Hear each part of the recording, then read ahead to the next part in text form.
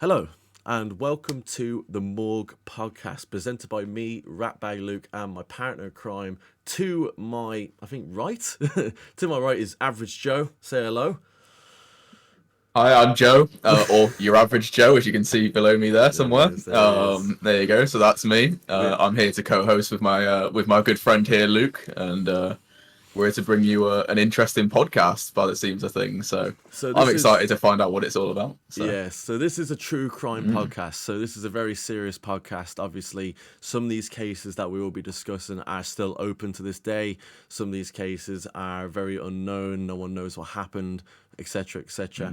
mm, If anyone has any information about the cases today, be sure to contact Gardaí. This is about an Irish case. So obviously, I live in Ireland. So every 2 weeks, we will be taking it in turns to do cases. So the first episode is me, and then we got Joe for the next one, who's on my this way. We got Joe for the next one, and then me again, vice versa, so you guys know. So mhm.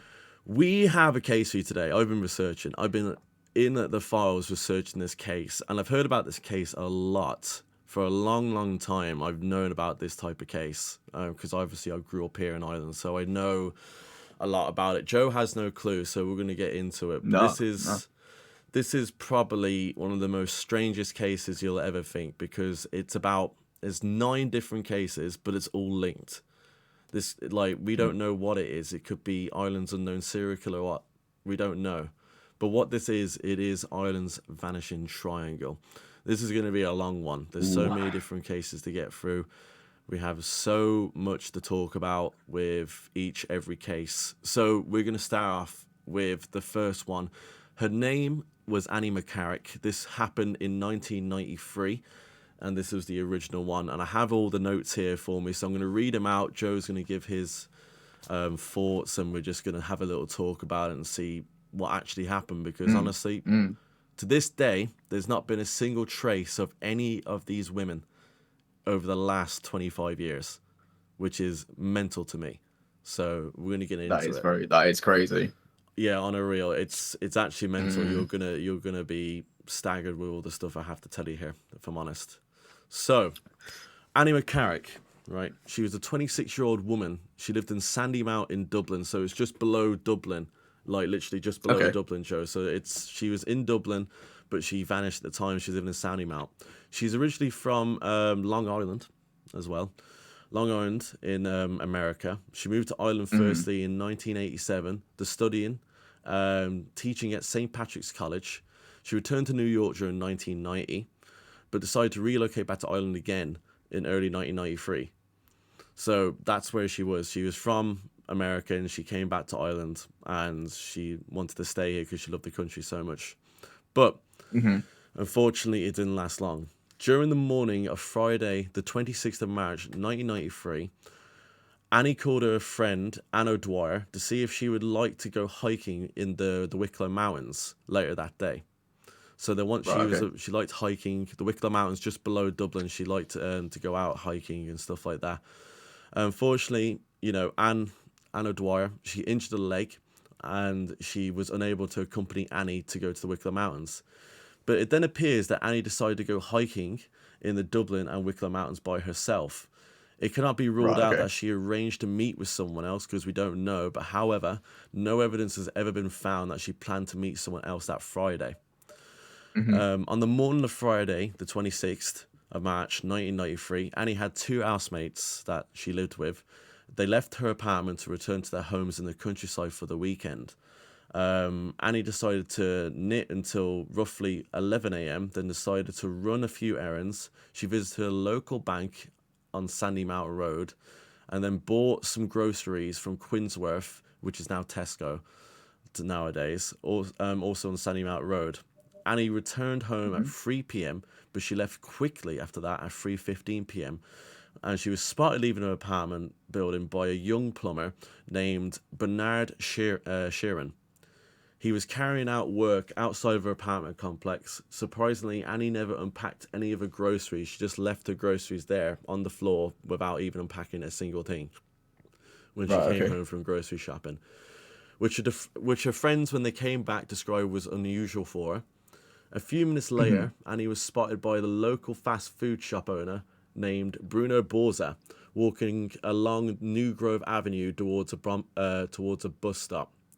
Then Annie boarded the number 18 bus heading towards the upmarket Dublin suburb of Ranelagh.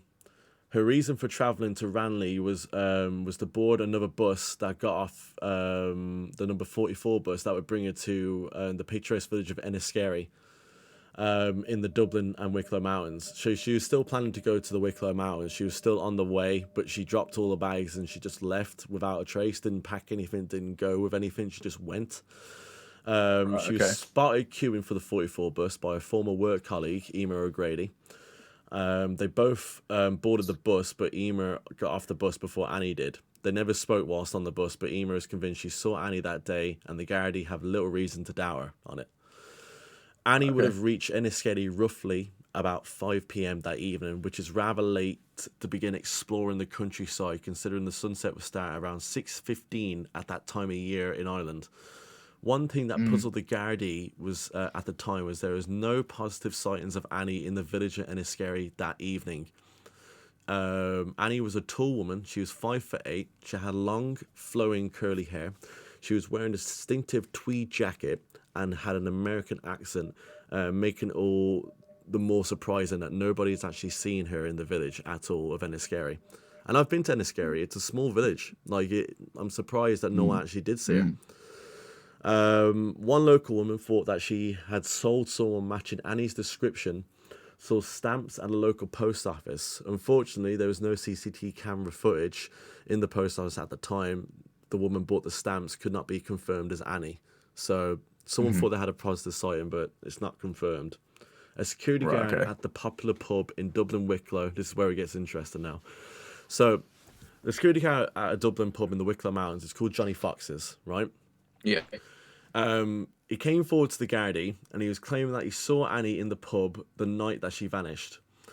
It's Sam Doran, is his name. He spotted a woman matching Annie's description talking with a man. Sam described the two as being friendly with each other. He also described the man as roughly 5'9", between the ages of 24 to 28. He was clean shaven, he had an athletic build, he had brown hair and a square jaw, but he had never seen the man before, the security guard said. Paul O'Reilly also told the Gardaí that he had seen a woman in a lounge area of the pub matching Annie's description, roughly at 9:30 p.m. that Friday night. Now that's two people as well that seen Annie. There was Sam and there was Paul. Yep. Both of them had seen Annie around that time in the pub, so most likely she was actually in Johnny Fox's pub at the time. Enniskerry is roughly 5 miles away from Johnny Fox's pub. So she could have been in Enniskerry, but we don't know. No one actually has a affirmative sighting on her in Enniskerry, but she was in Johnny Fox's pub according to these two blokes. Easily allowing Annie to tie. So she was in Johnny Fox's, easily allowing Annie to walk through to the village to the pub. So it's 5 miles. She can walk from the pub to the village, well, the village to the pub, within the time frame the security guard's account. Annie had been to the pub before, would have no problem in finding it, and she walked in this area many times before. Gardaí and the media speculated at the time Annie would have met this man she was spotted with in Johnny Fox's whilst walking from Enniskerry to the pub. Unfortunately, none of these events could be ever confirmed. This has all left Gardaí and Annie's friends and family with more questions than answers. The 4 hours between Annie arriving in Enniskerry and being spotted at Johnny Fox's, where was she? There was no recollection of her in the 4 hours between her from Enniskerry to Johnny Fox's. No one actually knew. So sorry. So in terms of time period between her potentially being in the village and arriving at the pub, you say that's about a 4 hour time frame? Well, 4 hour time gap, yeah. That's what we're missing. Oh, okay. And what sort of time in the day was that? Sorry, so she arrived at the pub at sort of what kind of time? She was in the pub for 9 p.m. and she was seen in the pub around 9:30 p.m. that Friday night. She would have arrived at Enniskerry, I'd say, probably about 5, which was really it says 5 o'clock. So she would have arrived there at 5 p.m. but she wasn't I would seen have left for very 4 shortly hours. afterwards. Yeah. Yeah, so she Okay. wasn't seen for a few hours then, if you get me. So Mm, mm. we don't know where she was for those 4 hours. And after she left Johnny Fox's, she wasn't seen again. She vanished. Right. Okay. Yeah. So the Gardaí and all speculated that she was spotted at Johnny Fox's. So the Gardaí think that she was there, obviously due to Sam's and Paul's account of the situation. But it's just a time frame in between and what happened to her. She was seen with a man there. They seemed to be getting on very, very well. There was thoughts of this man Right, being okay. IRA related as well, but we don't know. Right, There's okay. just speculation going around, but no one actually knows the truth with this. But she didn't, when she left the pub, no one actually seen her leave the pub. No one actually seen her leave Johnny Fox's. She went into Johnny Fox's and no one's ever seen her since. We don't know if she Right, went out okay. and she hitched a lift. We don't know if someone kidnapped her. We don't know if someone killed her. We don't know anything, unfortunately. We don't know who this man is that was with her. And this man has never came forward, ever. So this has been 30 years. And the man who was with her and Johnny Fox has never came forward. There was no other witnesses.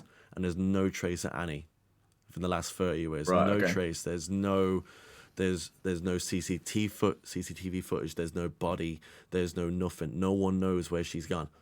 So it's just she's just disappeared, completely Right, okay. disappeared, and no one knows where she's gone. So this is Annie McCarrick, Christ, yeah. and we're gonna show you right now. This is Annie McCarrick. All right. So Annie, she was 26. She was American. She honestly, she was just a normal girl. She came back, relocated in Ireland. She wasn't hurting anybody. She wasn't doing anything to anyone. She was just a normal girl living a life at the young age of 26 as well, which is actually mental. And Yeah, absolutely, yeah. not a trace of her since. Not a trace. And it really is baffling to me, because the thing is with this case, Joe, is that the rest of the people in the Vanishing Triangle is the same. No trace. That's what makes it so interesting, unfortunately. But that is Annie. I mean, Yeah. both of us have got, a keen interest in these kinds of topics, and it's very rare.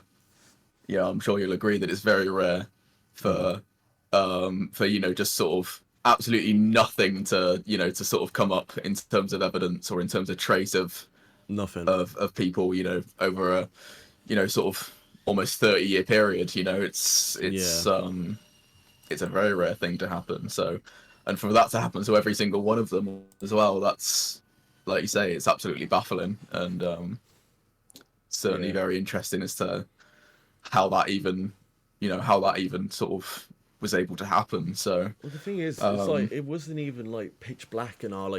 Like with some of these, they vanished in complete daylight, like daylight publicly, whatever. We just don't know. Like they just, a lot of them have vanished in daylight, and Annie was the first. Like, but these cases have been linked. Like we're talking about the triangle today, but there's links of it that it could be as happening as early as the 70s. There's been 2 cases that happened in the 70s that are kind of linked to this triangle and stuff like that. It could be, we don't know. It could be, human trafficking. It could be murder. We actually don't know. Like, you know what I mean? We have no clue.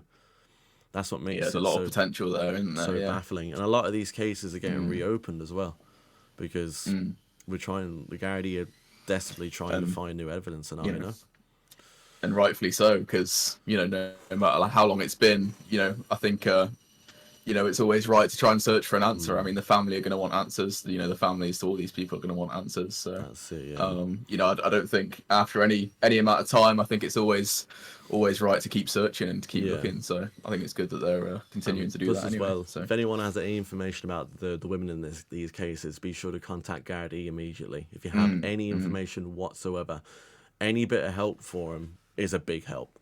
And they'll say it. Absolutely, They say it themselves. Any bit of help is a big help, because the family need closure. Like, you know what I mean? absolutely. Like we'd hope. Like I hope they're alive. I really do. I hope they're alive. But either way, at this point, the family just need closure on it. And like that's all they need, is they need closure. But anyway, this is the next one. So this is Ava Brennan. Okay. Right. Okay. So this happened barely 4 months after Annie's disappearance. So Right. Annie's disappearance was in the Wicklow Mountains. Ava happened literally less than about 5 months after Annie's. So it was very rapid after Annie's disappearance now. So let's get into it. So Ava Brennan's disappearance did not seem to garner as much attention from the Gardaí because Annie just was reported missing just 3 months after. So basically, Ava's didn't really get much attention because Annie's was the main focus because she only just vanished like 3 to 4 months after like Ava, if you get me. Before Ava, sorry. So at the time of her disappearance, Ava was a 39-year-old single and resident, and she was residing in the upmarket South Dublin suburb of Rathgar. So it's literally it's South Dublin. It's kind of close to where Annie was living in Sandymount. Ava was 5'7", and she was wearing her hair short. She appeared much younger than 39 years old. It has widely been reported that by her family and friends that Ava appeared 10 years younger than her actual age. So she looked way younger. She looked about 29, basically. Yeah. According to Ava's family, she was a creature of habit, apparently. Enjoyed a quiet life based on routine. Hence, on Sunday, the 25th of July, 1993, just a normal Sunday for Ava, it is presumed that she attended Mass at St. Joseph's Church, as she did every day.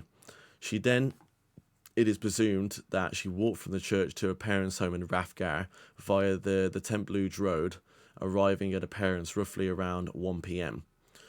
Ava visited her parents' home almost every day. This is particular bank holiday Sunday. The family planned the dinner together. Before Ava and her family could have dinner, a small argument broke out between Ava and some of her siblings, and an insignificant argument that all families throughout their lives have together. So just a little petty argument, you know yourself, it happens all the time. Yeah, absolutely. This particular argument was about choice of food for dinner. So it's literally nothing, if you get me. Yeah, super small stuff. Yeah. After a small argument had taken place, Ava decided to leave her parents' home. So she was in a bad mood. She left, and she was on the way back. So by Tuesday, 27th of July, none of Ava's family have heard from her. So it's been 2 days. So she left her home. And in 2 days, none of Ava's family ever heard of her. Now, keep in mind, she did visit the family every day. Even if there was a petty argument, she would still visit them every day. And it's been 2 days that she hasn't visited them, if you get me. It's highly unusual, as they spoke every day without fail, of course. Ava's father called to her apartment and got no response. And since then, he got very worried, highly more worried. Mr. David Brennan, who was the father, along with a barman from the pub he owned, the 108, decided to break into Ava's apartment by smashing the window. Ava's father recounted how spotless the apartment was. Everything was in place, and there was no sign of a struggle. Nothing seemed was astray. Later that Tuesday, David Brennan informed Gardaí that his daughter was missing. Unlike the cases involving Annie McCarrick and Deirdre Jacob, which we'll get onto later on, Ava Brennan's sudden disappearance did not seem to alert the Gardaí straight away, because they were working with, obviously, Annie McCarrick's disappearance, and it didn't alert them straight away. The last confirmed sighting with Ava was when she was seen leaving her parents' home, and she walked along Templuge Road. However, it almost definitely appears that Ava did return to her one-bedroom apartment at Madison House, Rathgar, later that day. Ava's family confirmed that her handbag and keys and money were not in her apartment. However, the coat she was wearing at her parents' Sunday afternoon was found in her apartment by her family. So she did make it back home, but she must have went back out. The pink tracksuit Ava was wearing that afternoon was nowhere to be found at home. It was presumed that this is what Ava was wearing when she left her home, where Ava went to after leaving her apartment, and has never been confirmed, unfortunately. Nor has a reason emerged as to why she left. Yeah. So she got to her apartment, and she literally just left without any reason whatsoever. There's no trace.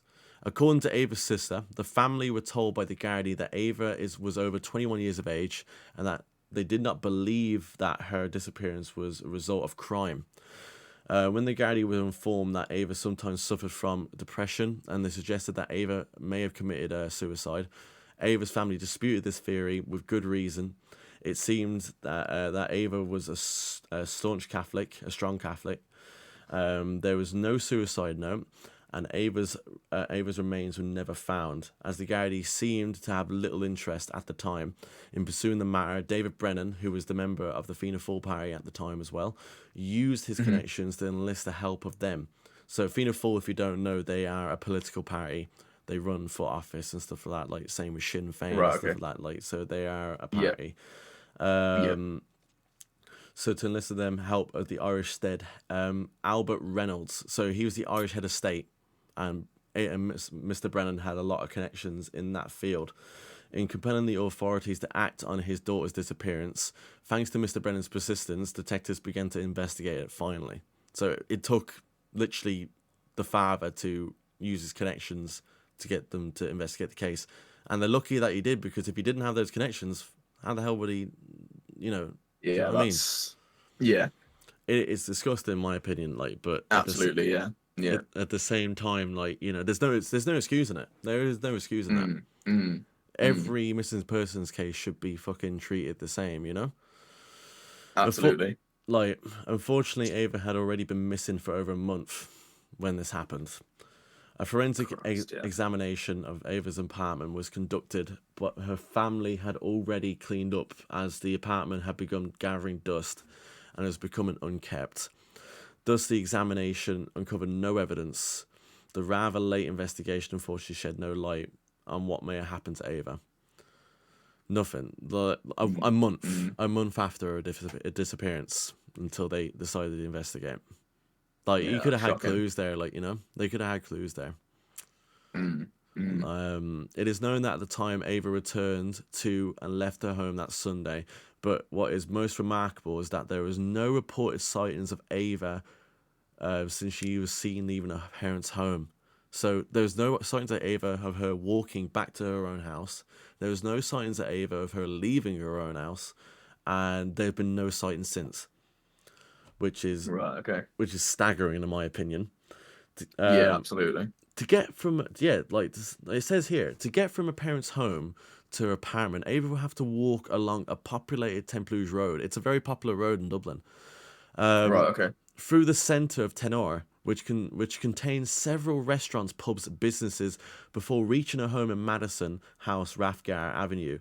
Ava would also have to have passed through Rathgar town centre, on busy crossroads, also containing several pubs, restaurants, businesses, everything, even more. It is possible that she met someone after leaving her parents' home, and therefore didn't walk to her apartment. Ava's family are prominent members of their community. Her father was a successful businessman who owned 2 pubs in the area, and who was involved in politics. Ava had 6 siblings and had grown up in the Victory, making it all more bizarre that nobody ever saw Ava that Sunday. So everyone saw her. So everyone knew who she was. Her dad was a very respected member, like, in his job, and also, you know, he had links into Parliament and stuff like that. Like, they were a known family. The Brennans were very, very known. There was no trace of her since she left her parents' home in 1993. No trace. There's not been a single sighting. There's not been a single thing, and she left within, like, the day as well. She just left, and since that day there's been nothing of her. There's been no sightings, no nothing. What do you think of that?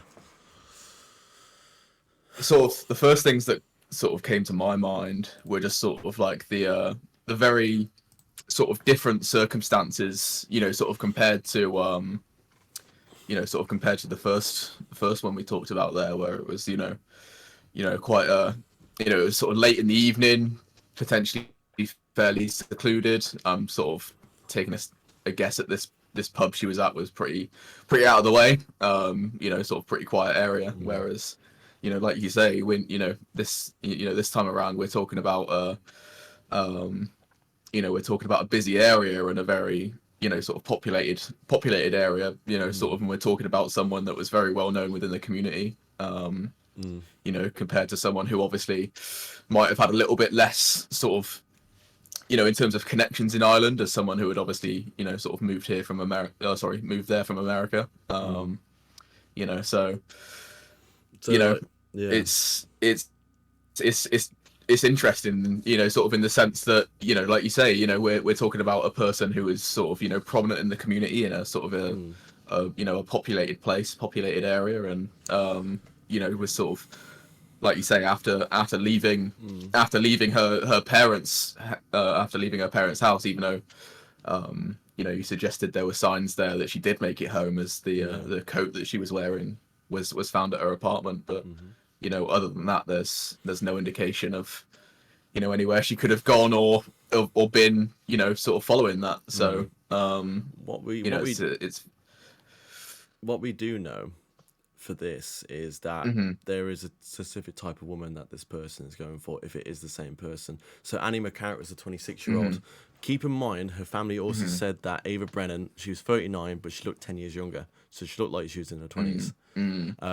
This is Ava Brennan for the people watching. She was 39 years old, but people thought she was in her 20s, a fans and family. But what's linking this case is that it's all young women.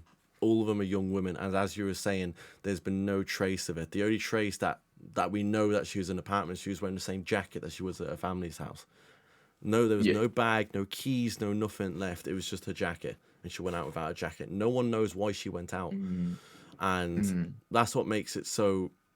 That's what makes it so scary. Like, no one knows that why she went back out, and no one's seen her, and it's baffling to me, is because Dublin, anywhere in Dublin, like, if you go to Dublin, and say if you go to, I don't know, let's say if you go to Manchester, right, or Liverpool, right, stuff like that, big city centre, you're gonna see someone, you're gonna see people walking around.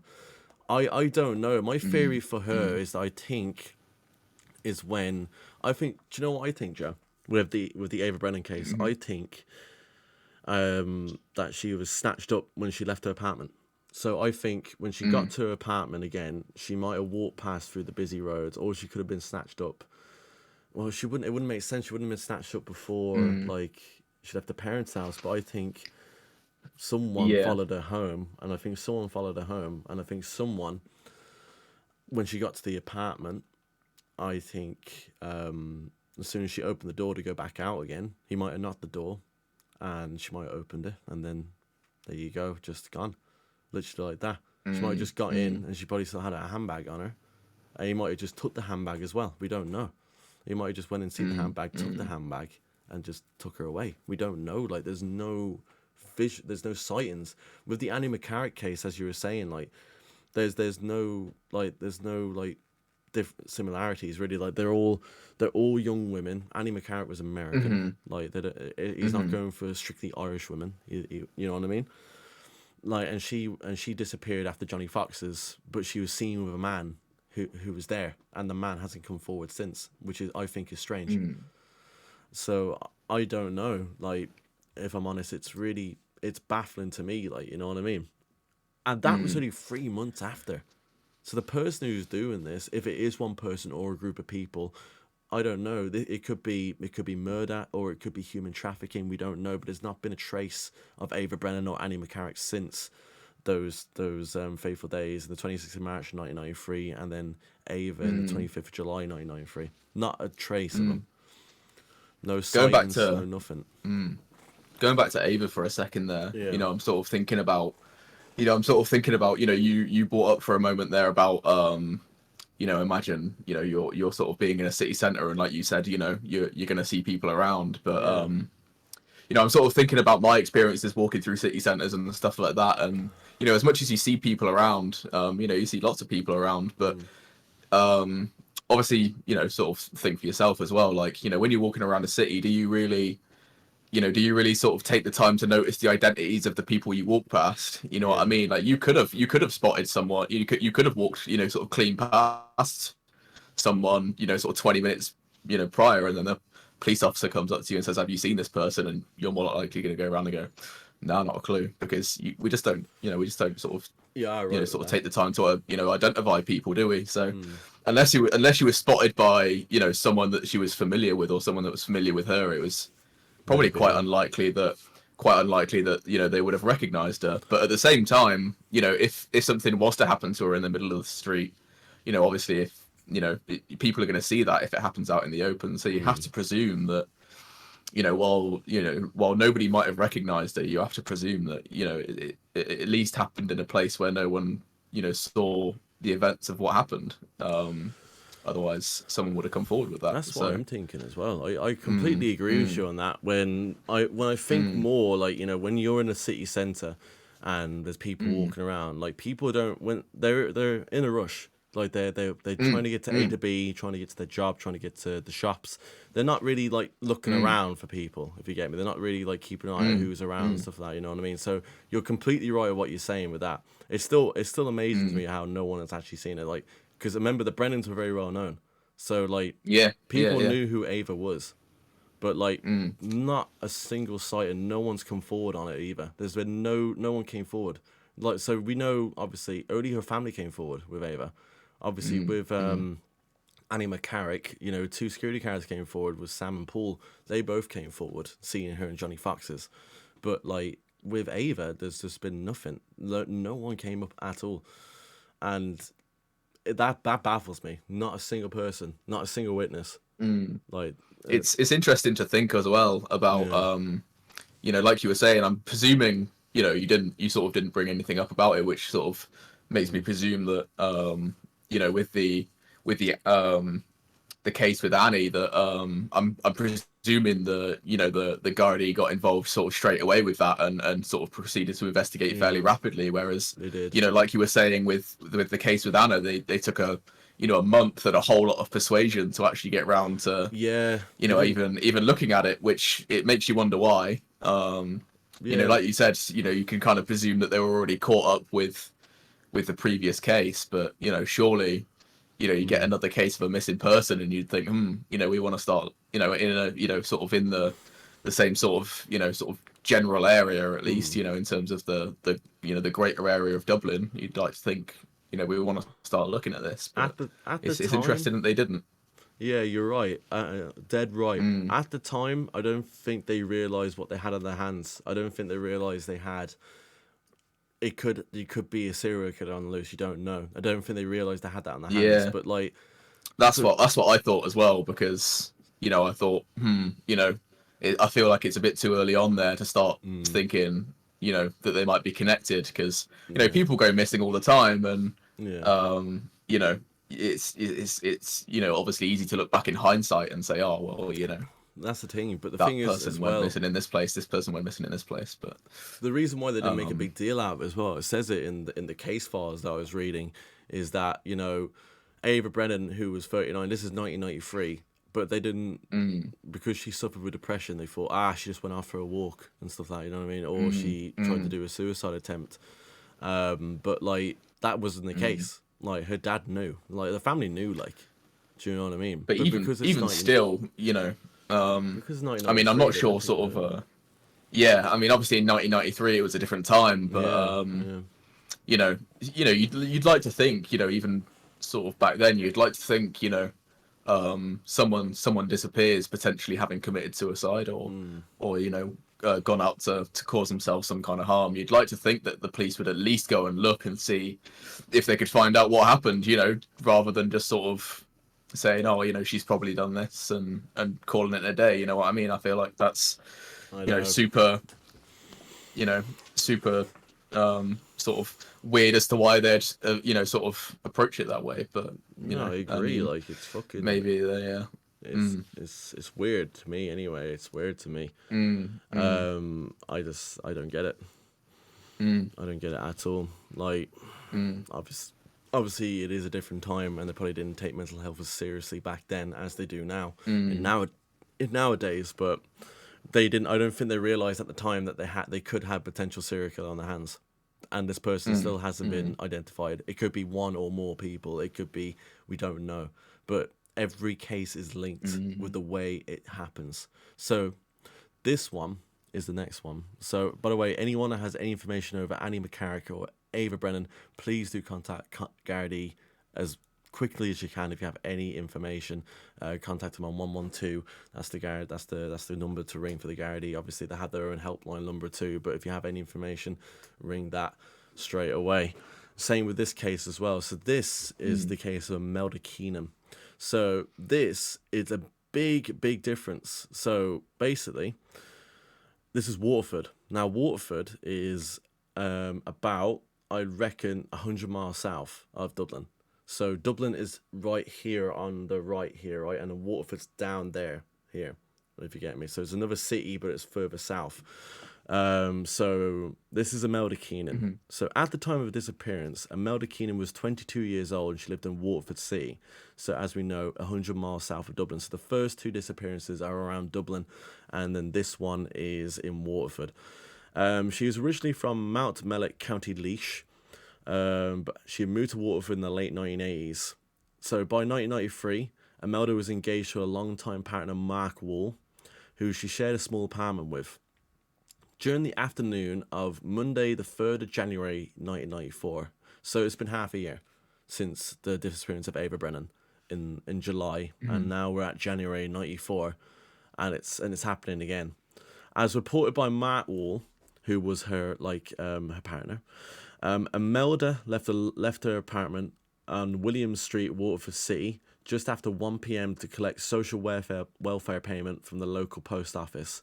However, Monday the 3rd of January 1994, she was delayed a bank holiday as the New Year's Day that had fallen on the Saturday. This meant that the post office would be closed that day. This could have been a simple mistake, as the days around Christmas and New Year's in Ireland merge together, and people often lose track of what day of the week it is, which is true. Absolutely, yeah, absolutely.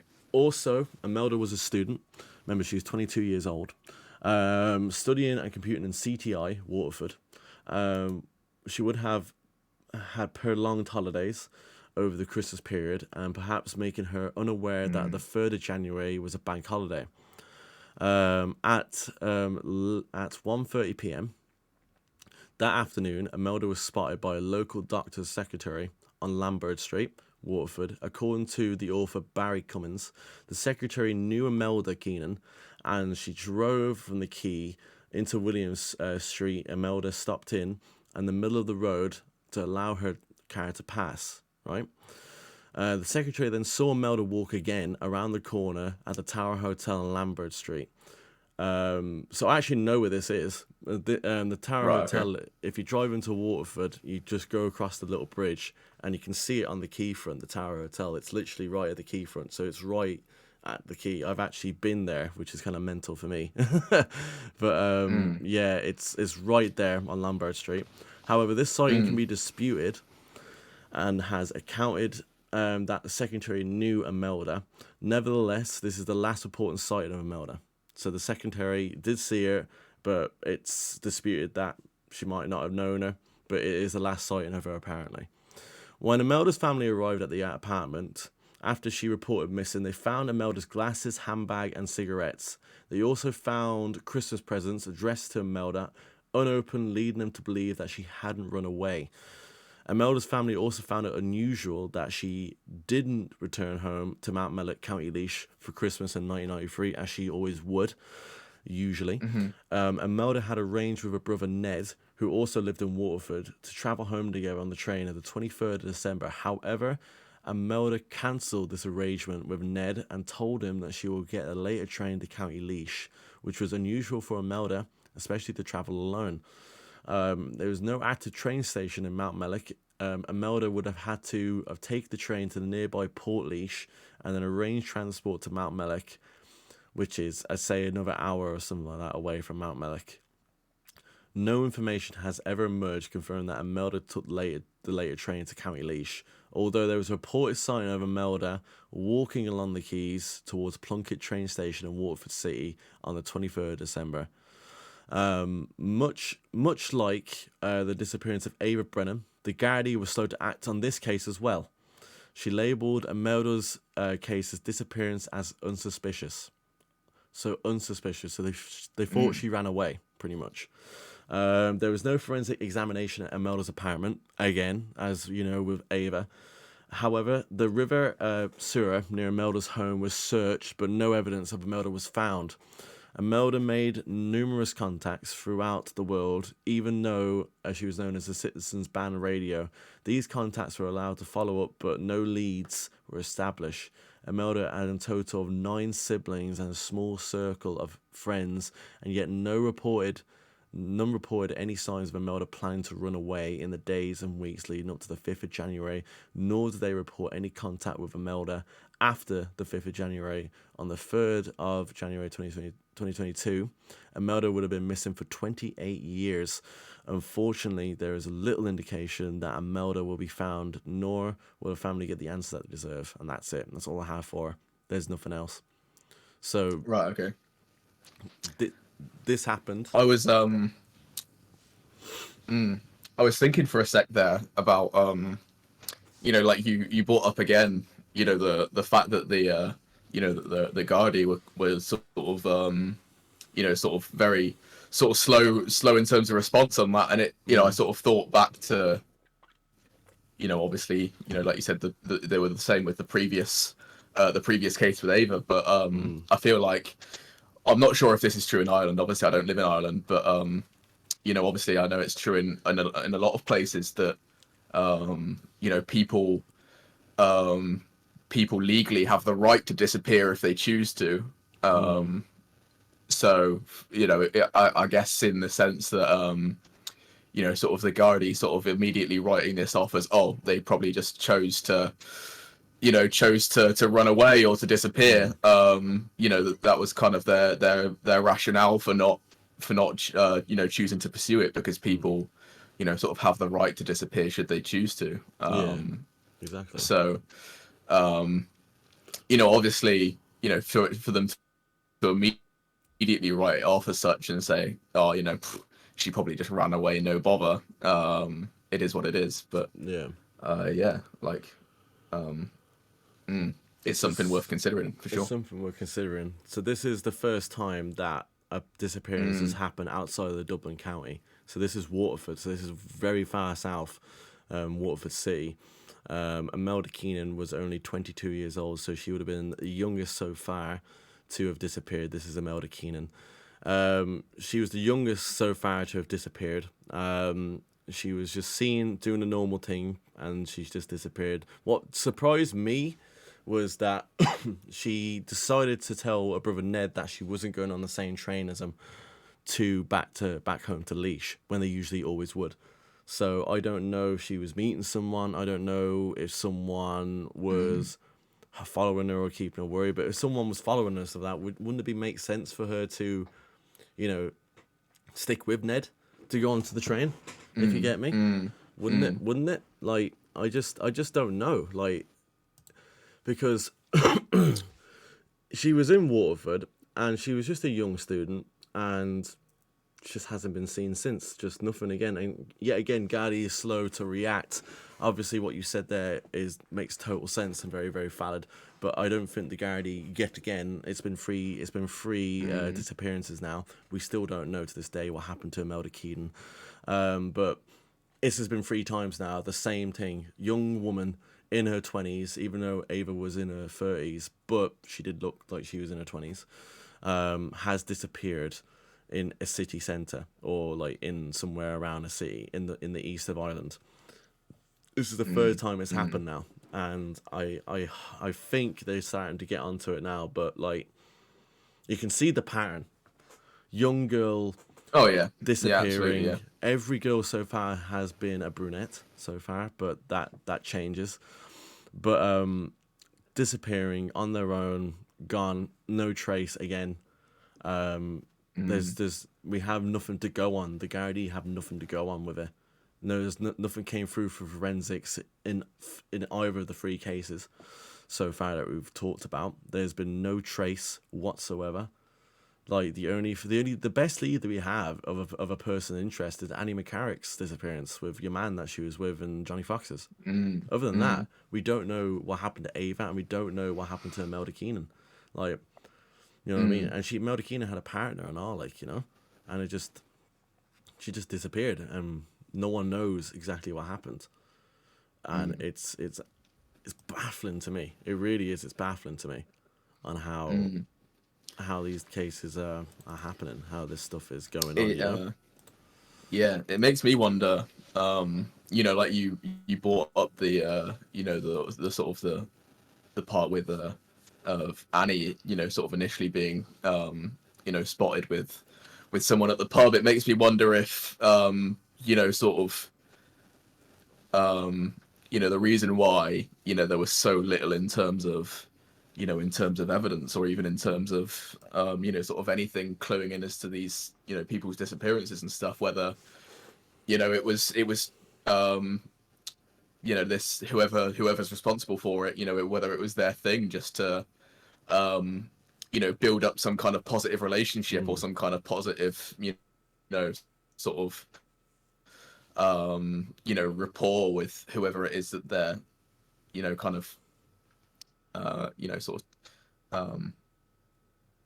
sort of sort of wanting to do something to, just sort of whether or not he was he or they or whoever it might have been, was Well, that's it, sort of actually getting to know these people before he acted, sort of lulling them into a false sense of security. That's exactly it. Like, And they'd be going on their own free will then, wouldn't they? Just sort Yeah. of trusting in this person to look after them and stuff. So Well, it could be someone that's known. Like, we don't, like, it could be the same person that you don't know, or it could be someone, but Imelda was with someone, by the way. So with the case of Annie and Ava, yes, they could have been wowed by this person. They could have used the lover boy tactic, where literally the lover boy tactic is where you give women a false sense of security and stuff like that, like, and over time they fall in love with you and all that stuff. But it's basically like, they feel comfortable with that person. So it could be someone that all of them that have known individually, but we don't know. But at the same time, it could be someone that has just snatched them and they've just disappeared. There's no traces of these women being dead as well. So we actually don't know. They could still be alive to this day. You don't know. They could have been sold off. They could have been kidnapped, held. There was a case of a woman. There was made a movie on it that was held for 20 years. Like it wouldn't put it past it. Like if these women were just kidnapped. You just don't know. Like, but there's still more to go. It just keeps going and going and going. This case, and this one's a big one. So this one is the case of Jojo Dullard. So she was a young Irish woman of the town of Callan, County Kilkenny. So she's from Kilkenny. So keep in mind, you have Dublin and you have Waterford, and this person's from Kilkenny, right? So by the winter of 1995, she decided to relocate to Kilkenny, having spent the previous 2 years working as a waitress in Dublin City. So Kilkenny is kind of further inland. So you have Dublin here, and you got Waterford down here, and then you got Kilkenny just there. So it's more inland, but it's still the east of Ireland, if you get me. So whoever this person is travelling from city to city, doing this. After working at various pubs throughout the city of Dublin City, Jojo, along with her friend Mary Callan, was offered more secure job waitressing at a local pub in a hotel in Callan. This security and familiarity obviously appealed to the 21-year-old Jojo at the time. She was 21 years old. In the morning of the 9th of November 1995, so this is a long time since Imelda Keenan's disappearance. This is like a full year and all later, you know what I mean? So the person, whoever is in question, took a long time since the last one. Jojo boarded a bus for Dublin City from a native county of Kilkenny. By the time Jojo had already moved back to Kilkenny, but she had returned to Dublin to collect a social welfare payment, the same thing as Imelda Keenan, from a post office in South Dublin neighbourhood by Harold's Cross. This neighbourhood is 3 miles from Sandymount, where Annie McCarrick resided. So it's 3 miles away from Annie McCarrick resided. And the borders of Ranelagh, the suburb where Annie McCarrick boarded the 44 bus heading to Enniskerry. So literally within 3 miles of everything where the Annie McCarrick disappearance happened 2 years earlier. That's how close it is. Jojo collected a payment from the post office early that Thursday, which left her a loose end at a bus back to Kilkenny. was not due to leave till another 6 p.m., right? So Jojo decided to return to the city centre and visit a pub known Bruxelles. She had frequently visited many times whilst living in Dublin in the hope of seeing some of her friends there.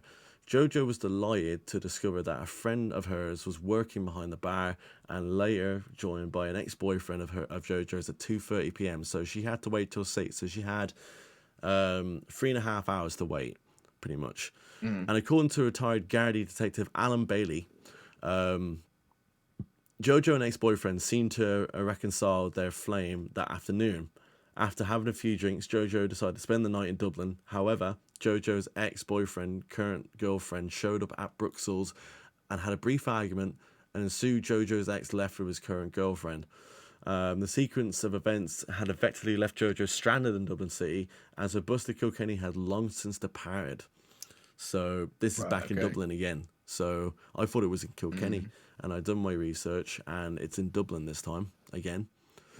It's been departed. So she's now stranded in Dublin, pretty much, where this person has abducted 2 women already in Dublin. God. For whatever reason, Jojo decided not to spend the first night in Dublin and tried to make her way to Kilkenny. She had headed to the main bus depot in Dublin City, Basras. Having arrived at the bus depot at 9 p.m, she discovered that the only bus remaining she could take to head towards Kilkenny was a bus that ends its route on the town of Naas, which is roughly 65 miles away from her home in Killarney. Jojo reached the Kildare town of Naas at 10 p.m. that night. That instead of seeking accommodation in her town, she had no other option than start walking and attempt to hitch a lift. Luckily, she was picked up by soon an elderly man and offered to take her as far as the town as Kilcullen. Some continue, Kilcullen 10 miles from Naas. This elderly man recounted to Gardaí that he had advised Jojo of the dangers of hitchhiking and advised her to seek accommodation for the night in Kilcullen. However, Jojo was determined to get home and decided to continue hitchhiking in Kilcullen. Again, similarly to Naas, Jojo managed to successfully hitch a lift quickly. This time, a younger man picked up Jojo.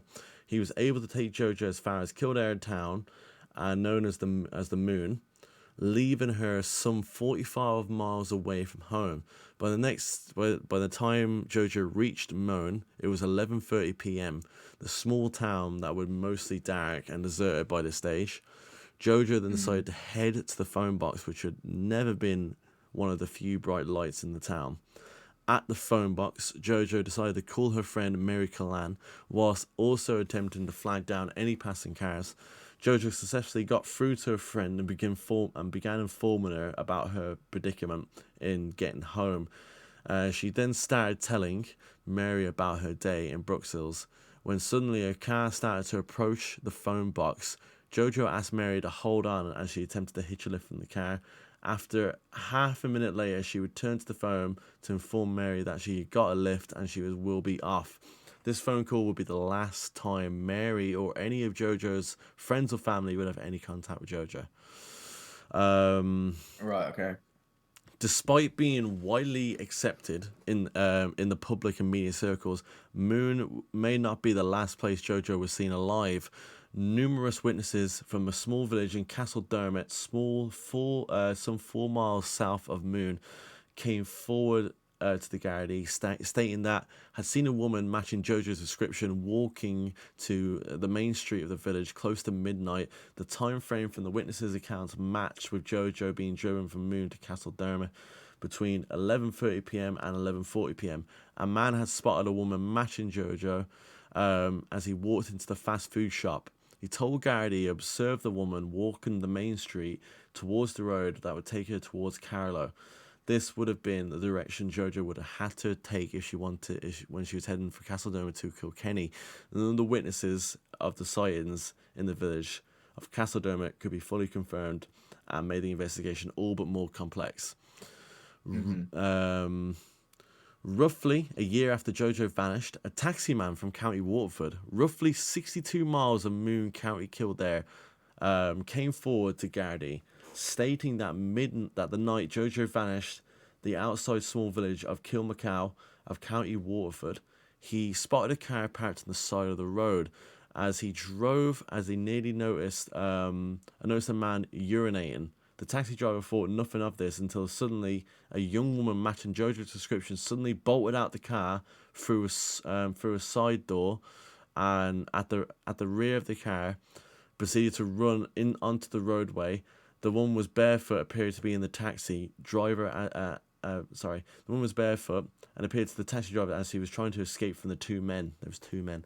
As the woman was making her getaway, to another man emerged and grabbed the woman around the waist and dragged her into the back of the car, helped by the first men that spotted by the taxi driver. The car drove away at speed with all three occupants in it. The taxi driver also recalled that the car was a red Ford Sierra, had English and British registration plates. Again, the timeline in relation to travel between Moon, Castledermot, County Kildare and County Waterford is compatible with the time the taxi driver gave to Cardi. Relation to his potential sighting of Jojo. Interestingly, a woman was driving through the village of Moon at the time Jojo was there, spotted a woman matching Jojo's description, running from the village only phone box into the back seat of a four-door car. The witness thought the car may have been a dark-coloured Toyota Carina. One thing the witness was sure of as the woman was getting into the back seat of the car, suggesting that there was at least two other people in the car at the time. The taximan, the County Waterford spotted was a distressed woman contained with two males and one woman, and described by the witness as a coloured Ford Sierra car, similar in appearance to the Toyota Carina. Unfortunately, none of these possible signs and witness accounts led to the whereabouts of Jojo Dillard. None of Jojo Dillard's friends or family have seen or spoken to her since she called a friend that November night. Now, right, okay, that one is very interesting. There's a lot that's happened there, isn't there? Yeah. There's a lot to unpack from that one. There's a lot to unpack with that one.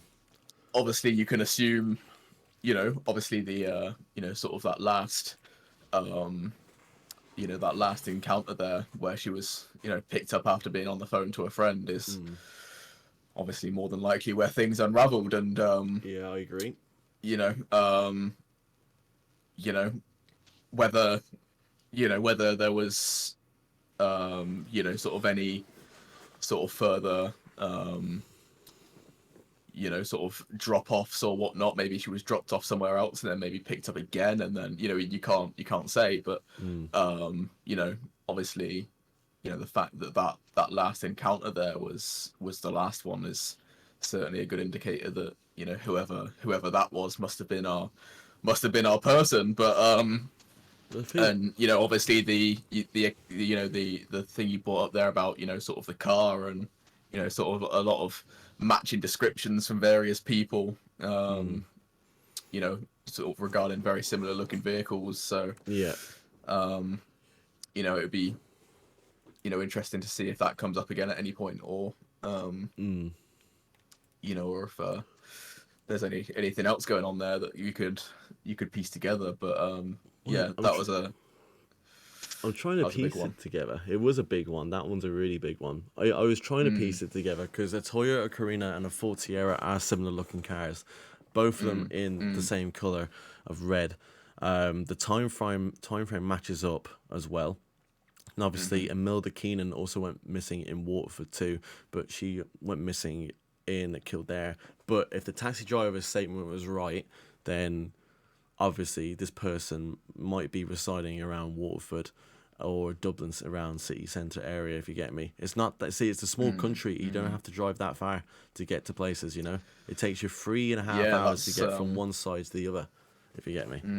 That's what I was saying when you initially brought up, the fact that this guy might have been sort of bouncing around from place to place, from Dublin to Waterford to, sort of wherever else. I immediately thought to myself, well, Ireland's not a big place. It's quite easy to get from one place to another in a very short space of time. So, even though these are all happening in different places, it's certainly not difficult for one person to get around and to, be able to put themselves in all these places at these different times, So yeah. You're dead right, mate. Because like Obviously I live in Ireland, so I actually know where most of these places are, and I know what way you have to go to drive there and stuff like that. And like with Naas, for instance, Dublin to Naas and Naas down to Castledermot, like it's very, very close. Like there's a lot of different ways you can go. But I do believe the taxi driver's account. But what baffles me is that he said it was on the bridge, so I know where this bridge is. And he said it was on the Right, bridge. okay. Person was taking a leak on the bridge. I know exactly where it is in Waterford. And like it's well believable that, you know, if you go across that bridge and you're going from the town centre, you're literally, you can disappear onto whatever road you want out of there. I don't know what it was like in the 90s when poor Jojo disappeared, but once you get out of that town, you can go anywhere pretty much. You can go to Kilkenny, you can go to Dublin, you can go to Cork, you can go anywhere from it, because it's a city in Ireland, if you get me. But Yeah. it baffles me is that there was two people in the car. Well, three occupants. There was a third one that stopped her, according to the That's a taxi good driver. point. Yeah. That's a And very good point. what's puzzling to me is that she got out of the car and she ran towards, I think it was towards the city centre. She would have had to have ran and she would have to turn left to go to the quay. But it was, or it could have been the other way. I don't know what other way. He didn't tell me. But if it's the other way, there's a massive, like, you know, hedge and all that she could have walked, run around, and your man could have came out and got her out, if you get me. So I actually do kind of believe the taxi driver here, but obviously it's a witness account, like, and it was a year as well. He brought up a year after her disappearance, so he might have not known about it for that long and all stuff like that. Like, but he didn't get involved either. That's the thing.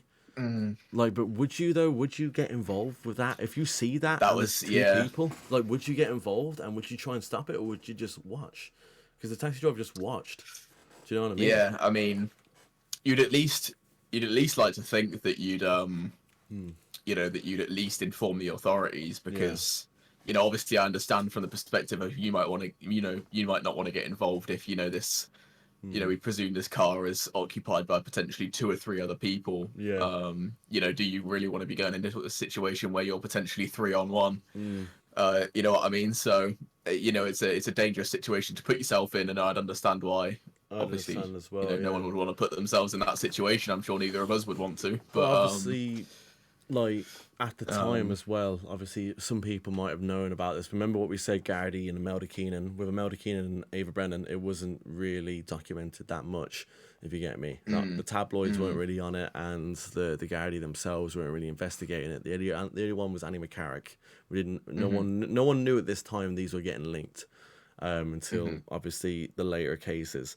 But no one at the time knew they were getting linked. So that's what makes it like really interesting for me. For my theory, what got me was the other sighting in Castledermot. So a woman seen her, and she got in the car willingly in the back seat with 2 other occupants. There was 2 occupants in the car.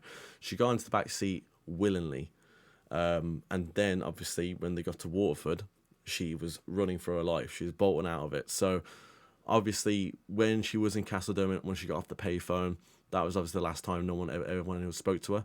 She got in the car willingly, because obviously none of those men made themselves out to be what they were doing.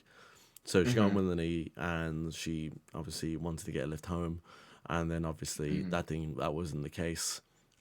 And then for her to be seen again in Waterford, is it true? I don't know. I like to believe this taxi driver, but I don't know. It took him so long to come out with it. But the thing is, like, this is a very like busy bridge where she was. So, and your man went out and went for a leak on the bridge, which I well believe. If it's that time of night, I well believe it, because people do that. But happens anywhere. Yeah. It happens anywhere. Yeah. And she ran out completely bolting. And that's what makes it sad though, isn't it? Because if it actually was her, we don't know if it was or not, but if it was matching her description. That was her. She nearly made it out. She nearly got away. If she would have made it out, she would have been able to ID the people involved, and then the next like 4 to 5 cases would never have happened then, if it is the same people, you know. But she didn't. Unfortunately, it was a third person. So, like, these could be these could be all different people doing this. You know what I mean? It could be a group of people doing this, or it could be the same person, but he has a different group of people helping him, if you get me. So a lot of people think it's a Yeah, solo that's sort of what I was person. leaning towards. Was Yeah. sort of maybe potentially multiple people all acting in, Mm, all acting for, um, yeah. the same cause or same, Yeah. um, Ill intent. Yeah. same group trying to, Mm, sort of act together. Maybe there's, mm. more than one person involved in that, but Yeah. Yeah. Yeah. obviously you can't say. But No. or maybe there might have been sort of one main, sort of, Mm, sort of one main man, and he had some, some people that were willing to help him, maybe. mm. But which would also explain the sort of the multiple people present in the car and stuff. But Mm. obviously, like you say, we can't know for And she sure. was only 21 years old as well. She's so Mm, young. Same with Imelda. Imelda Keenan was 22. Annie McCarrick was 26. And Ava insanely Green was young. 39. Like, it's Mm, so young. But it's the style of people that they're going for. They're going for young mm, women on their own. Like, mm, young women on their own, defenseless. Like, Jojo Dillard was on her own. Same with Imelda. Same with Annie. Same with Ava. Women walking on their own, like walking mm, somewhere or going mm, somewhere, and then all of a sudden, they get abducted. You know what I mean? mm. Like I it mean, of happens course. even today, man. You know yourself. Even Oh today, yeah, you absolutely, can't. yeah. If you're a woman nowadays, and it's really fucking, and you'd think, wouldn't you, with the world we live in, that you think it would be more like safe. But even women nowadays, bro, like women nowadays just ain't safe walking around on their own. Oh, Like absolutely not. No, no. I it's mean, it's disgraceful. especially in, yeah. I mean, sort of almost ironically, in, even sort of, you'd like to think that busier places would be safer Mm, places, but oftentimes the busier the place you're in, the more, kind of people with bad intentions you're going to come across. You know what I mean? So that's it. in Yeah. a say, sort of busier places can be equally, if not more dangerous than Mm, ones that are sort of tucked away and out of the way. So obviously the case with Jojo there was sort of more of a, sort of a more obvious and clear case of a, of a woman in a very vulnerable mm. situation. But sort of all of these cases, we're talking, Women with sort of women that are on their vulnerability. own. Yeah. Yeah. Let's face it, even not just the fact that they're women, sort of me and you sort of out somewhere on our own, Yeah. if we Exactly. get encountered by, encountered by, some man that's got the, the capacity to overpower you, then what the hell are you, what What the hell can are you you do? going to do? Yeah. You can't do nothing. No. It No. doesn't matter whether it doesn't matter who you are. Exactly. So But exactly. all of these people were in vulnerable positions. Mm. And It's you're completely right. And like mm, and mm, all these women and mm, they're all women as well. Every case is a mm, woman. mm, There was no men that mm, disappeared. So this person mm, obviously had or these personal people had a type, and they were going after young women. mm, Young women. mm, Because remember, they did say with Ava that she looked young and like mm, 10 years younger than she did. So they probably thought she mm, was like 10 years younger. And that's what kind of links her into the rest of these cases, if you get me. So mm, it mm. really is interesting enough, but it's really sad at the same time. Absolutely, yeah. But like, as I said before, like, if anyone has any evidence or not evidence, but any statements, someone contact Gardaí immediately, because a lot of the Gardaí are opening these cases up again, and they're looking Mm, into it mm, more with obviously modern technology as well, trying to help and trying to solve some of these cases because it's been mm. so many years. Like Annie McCarrick, 30 years now. It's 2023. It's 30 years now since she disappeared. Yeah, It'd be 30 years ago, yeah. it'd be 30 years in March. Like that's mental. Mm, And obviously JoJo's was very like, if the taxi driver's statement was true, obviously we don't know. Like Gardaí can't really say that's true or not, But mm. if it was true, I'll tell you, like that's terrifying, isn't it? Absolutely, yeah. It's Yeah, absolutely it's terrifying. terrifying because Ava gone without a trace, Annie Mm, McCarrick gone without a trace. You know what I mean. A mm, lot of them have mm, gone without a trace. Melda Keenan gone without a trace as well, and she was in Waterford. Like mm, it's mental. But anyway, this is the next one. This one is Fiona Pender. So actually, before we get into Fiona Pendo, I forgot. I need to show a picture of Jojo. I did completely forget to show a picture of Jojo. So this is Jojo Dullard. She was 21 years old. She looked very, very young there. Oh Christ, yeah, absolutely. Yeah, this is Jojo. Very, very young. 21 years old. Like I said, she was a very outgoing person. She got the job that she wanted back in her hometown. And she really, like, you know, she was trying to get back with her, you know, the spark was flaming with her ex-boyfriend, and the little argument left her stranded in Dublin. See, that just shows a little argument like that has just left her stranded in Dublin, you know? Literally stranded in Dublin, and, you know, now, because of that, she's gone without a trace. But that is Jojo Dullard.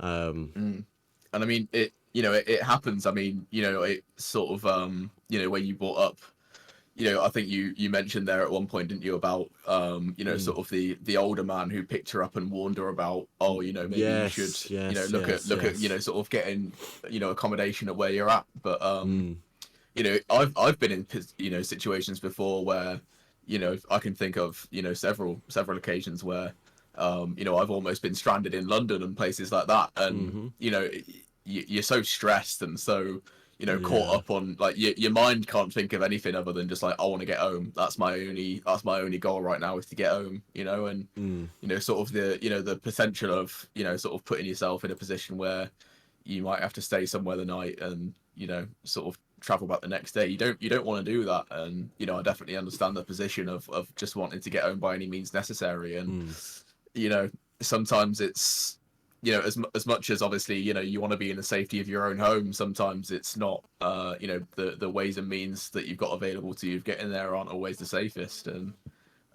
that's it. But, it's a very, again, to look back on it, retrospectively and say, oh, it would have been safer to do X, Y, and Z, I can very much relate to being in the position of, like, just sort of by all means necessary wanting to get home. And, it's something that I think anyone would do, put in that position, that's what she wanted. It's just natural instinct. Exactly, sure, though. so. That's exactly what she wanted as well. Like, she was going to stay at Dublin. She was going to stay there, like, with the ex-boyfriend, because the spark was igniting and she was really into it and he was into it as well. But if it wasn't for his, obviously, girlfriend who he was dating there now, coming in and getting involved, she was stranded then because she missed the bus.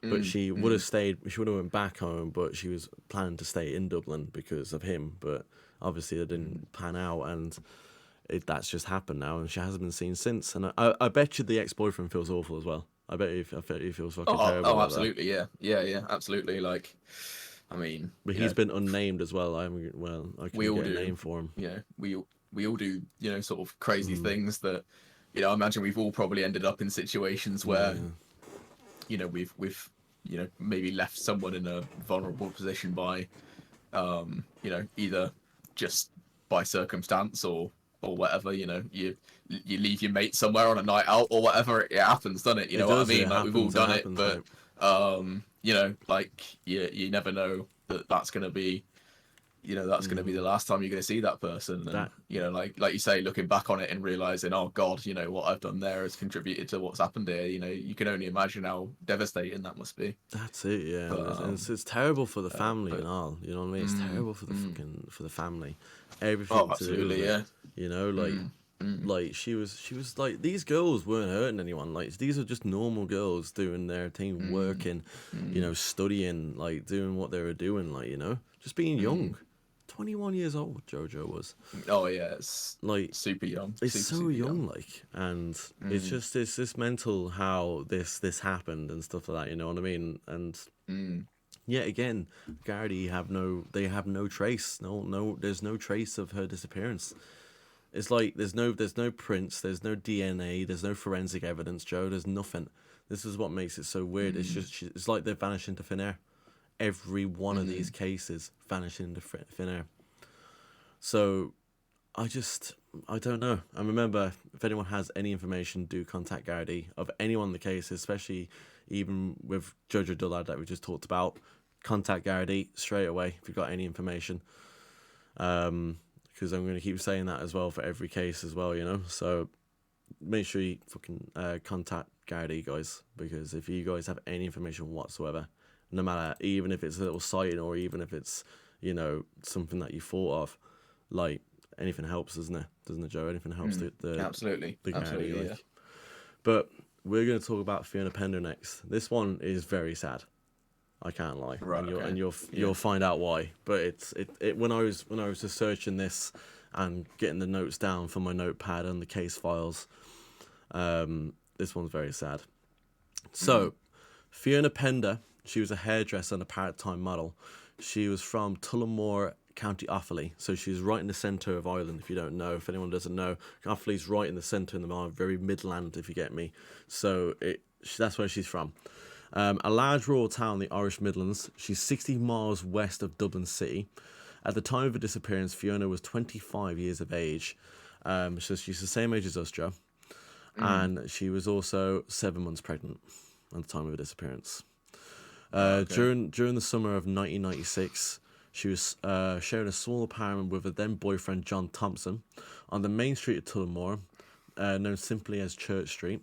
The couple had recently returned to Ireland after they moved to London in the winter of 1995.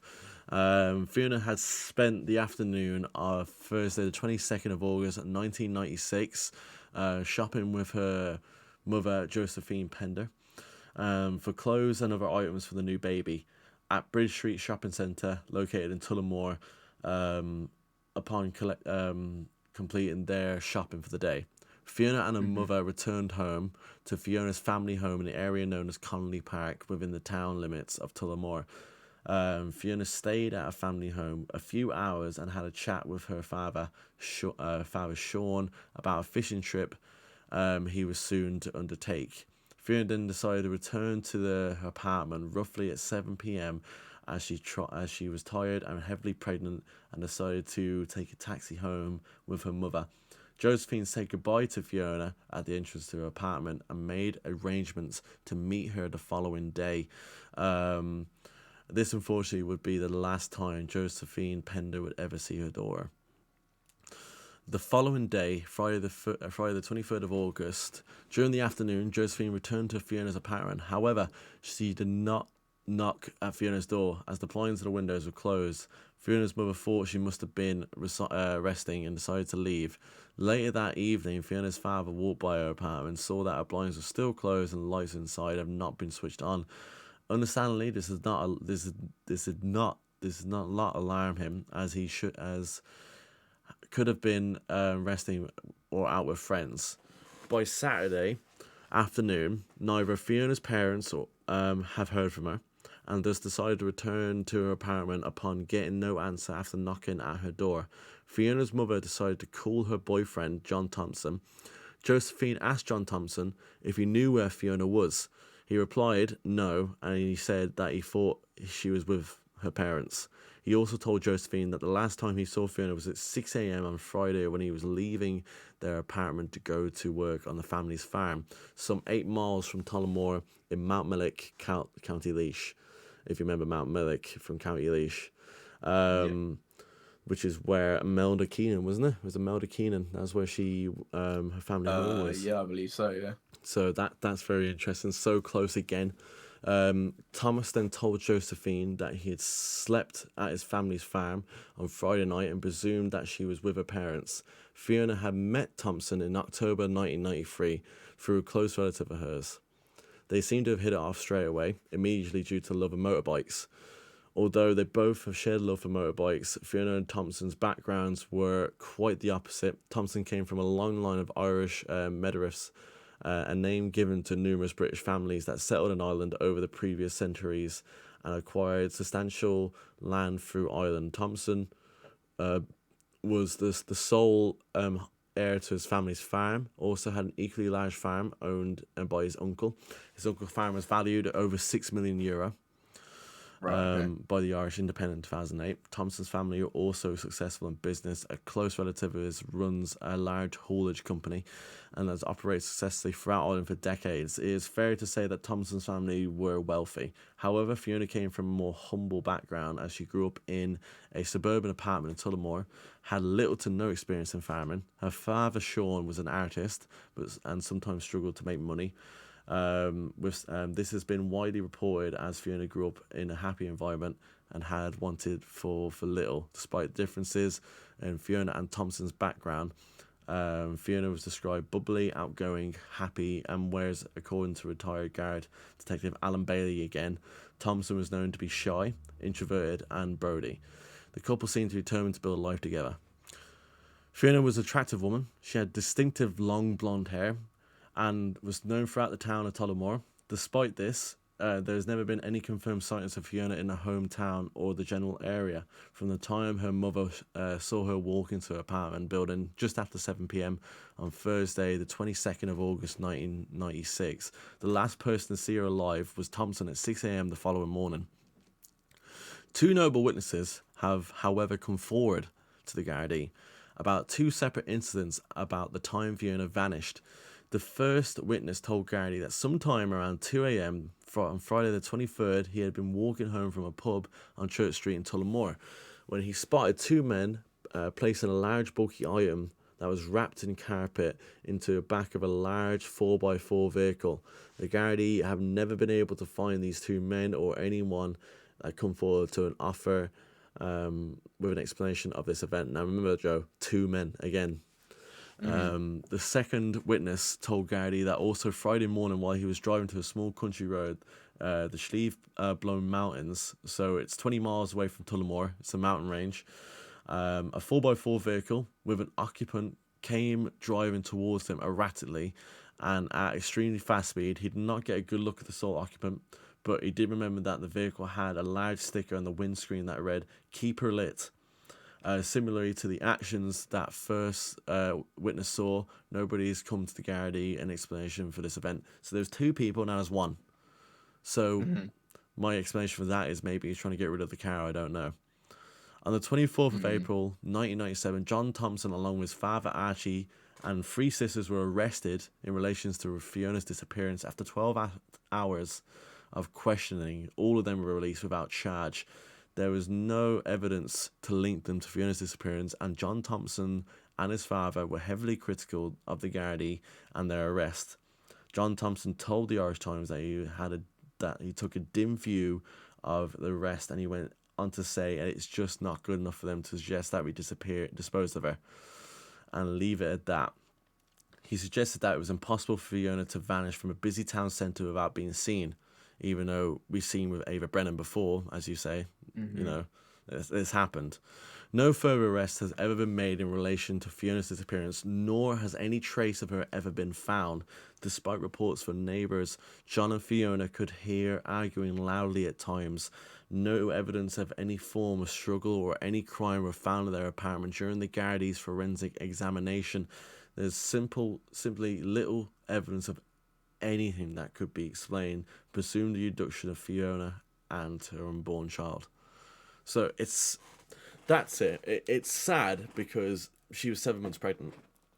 Yeah. And she was 25 years old. She was young and yet again, out of nowhere, the same as we've seen with Ava, she disappeared in Tullamore, which is a town centre.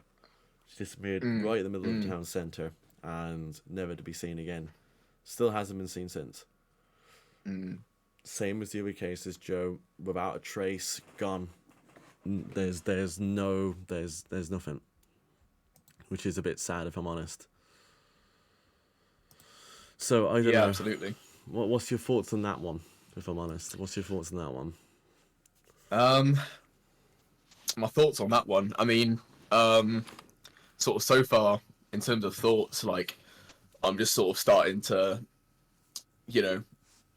sort of piece together, sort of all of the things from, what we've heard so far from previous cases, and you're hearing these things, start to crop up again. Yeah, you getting it? Yeah, Yeah, hearing it. Yeah, yeah, absolutely, yeah. And again, we're seeing these sorts of similar themes. Obviously, we sort of come into this sort of explaining that, all of these people disappeared with, sort of no trace, no evidence, no nothing to no, suggest what happened to them. And not I at all. think I'm starting to see why, sort of in the sense that, when people get, let's say, people get abducted from their own home or something like that, it's a lot easier for, sort of say the police to come in afterwards and say, oh, things have been moved around. There's evidence, there's fingerprints here. There's, sort of bits of hair there and stuff like that. But these things Yeah, are happening in, sort of busy places, sort of outside urban areas. Your chances of finding any kind of evidence, any kind of clue as to what could have happened, your chances are slim.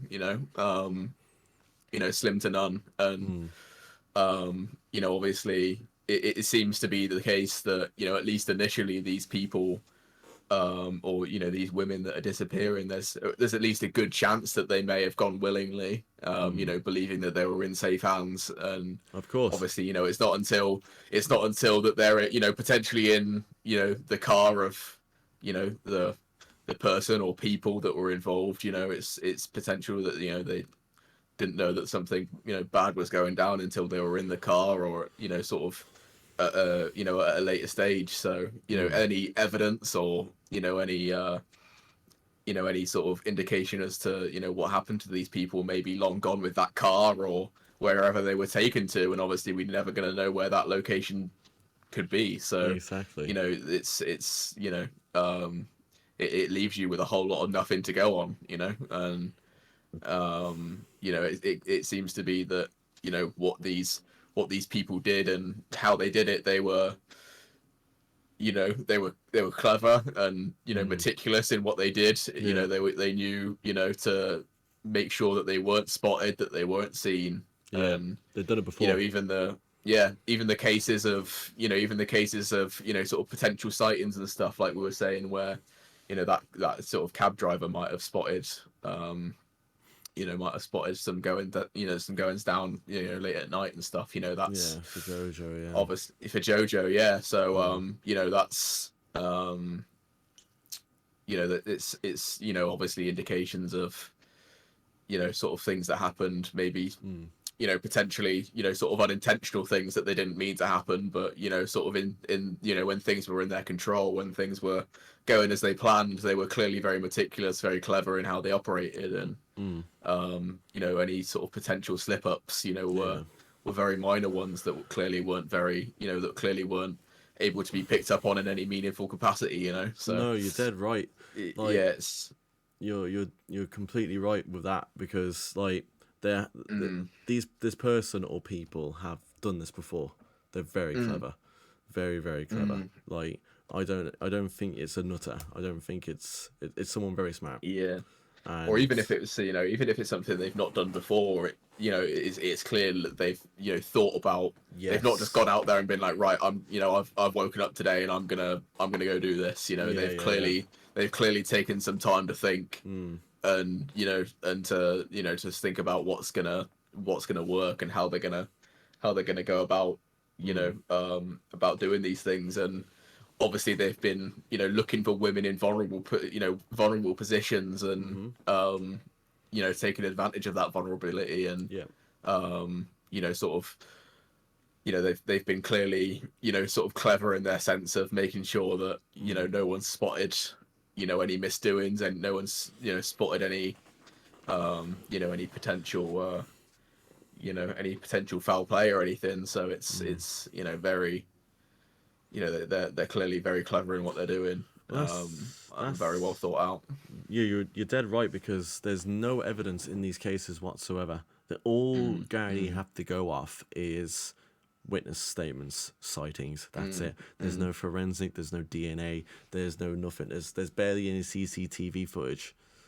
Barely any CCTV footage. And like, the person who has been doing this, or people that's been doing this, have been very lucky and gotten away with a lot of it. I wouldn't say lucky. I'd probably say smart. I'd probably say very, very smart. Because, like I said to you before, we're focused on the triangle today, but there is cases that happened in the 70s that are linked to these cases here. Now, could it be the same person? I don't know. That done it in the late 70s. I actually have no clue. It could be, but for what we do know is that for the 80s, there wasn't really anything, and then all of a sudden, bang, during the 90s, there's been, so far, we've gone through, I think, 4 or 5 cases already, and there's still, like, 3 or 4 more to go. Like, that just shows how much of a spree this person was on. And to find no evidence, this is what gets me with these cases every time, to find no evidence of any foul play, any struggle. All you have is witness statements. That's it. I think is mental, if I'm honest. So this is Fiona Pender. So she was 25 years old. She was 7 months pregnant. She, as I said there, she was an attractive woman. She was blonde. She was she could stand out and stuff like that. Like, people knew who she was. She was known really well across Tullamore. And she, yet again, snatched in the day. It's just a snatch in the town. Like, out of nowhere. No one knows what happened to her.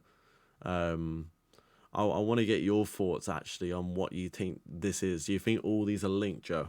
Do you think all these are linked with the case of... I do think so, because, it's very clear that, sort of in every case, it seems that, a very similar sort of chain of events has gone down to some very, in some very similar circumstances, that, it's happening to very, people of a very specific, sort of, very specific group of people. We're talking women that, are either in their, either in their 20s or look to be in their 20s. And, it's clearly there's just too many common threads here for them to not be connected in some way. Yeah, And, I agree. I think it's pretty safe to assume that there's a very clear cut case for there to be strong links between all these cases, and for them more than likely to be carried out by the same person or group of people, for sure. 100%. No, yeah, like that. This is why it's come to now. People think it's all linked.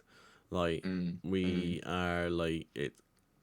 Just the similarities in every case is what's getting me. The similarities in the age of the women, like, and stuff like that. It's just the similarities in every case, and it's just mental how like it all kind of is similar, because with, like, say, serial killers, everyone has this signature. This person obviously doesn't want. This person did not want to be found at all. Did not want to leave a trace. This person literally signature was literally disappearance, no trace. This is what. Yeah, that's what I was gonna say. It seems that this person's kind of person's signature, or their kind of modus operandi, is to, like you say, just leave, just to make something happen, and for that person to just disappear, gone. Exactly. No trace, no nothing. Just very, very meticulous, very clean cut.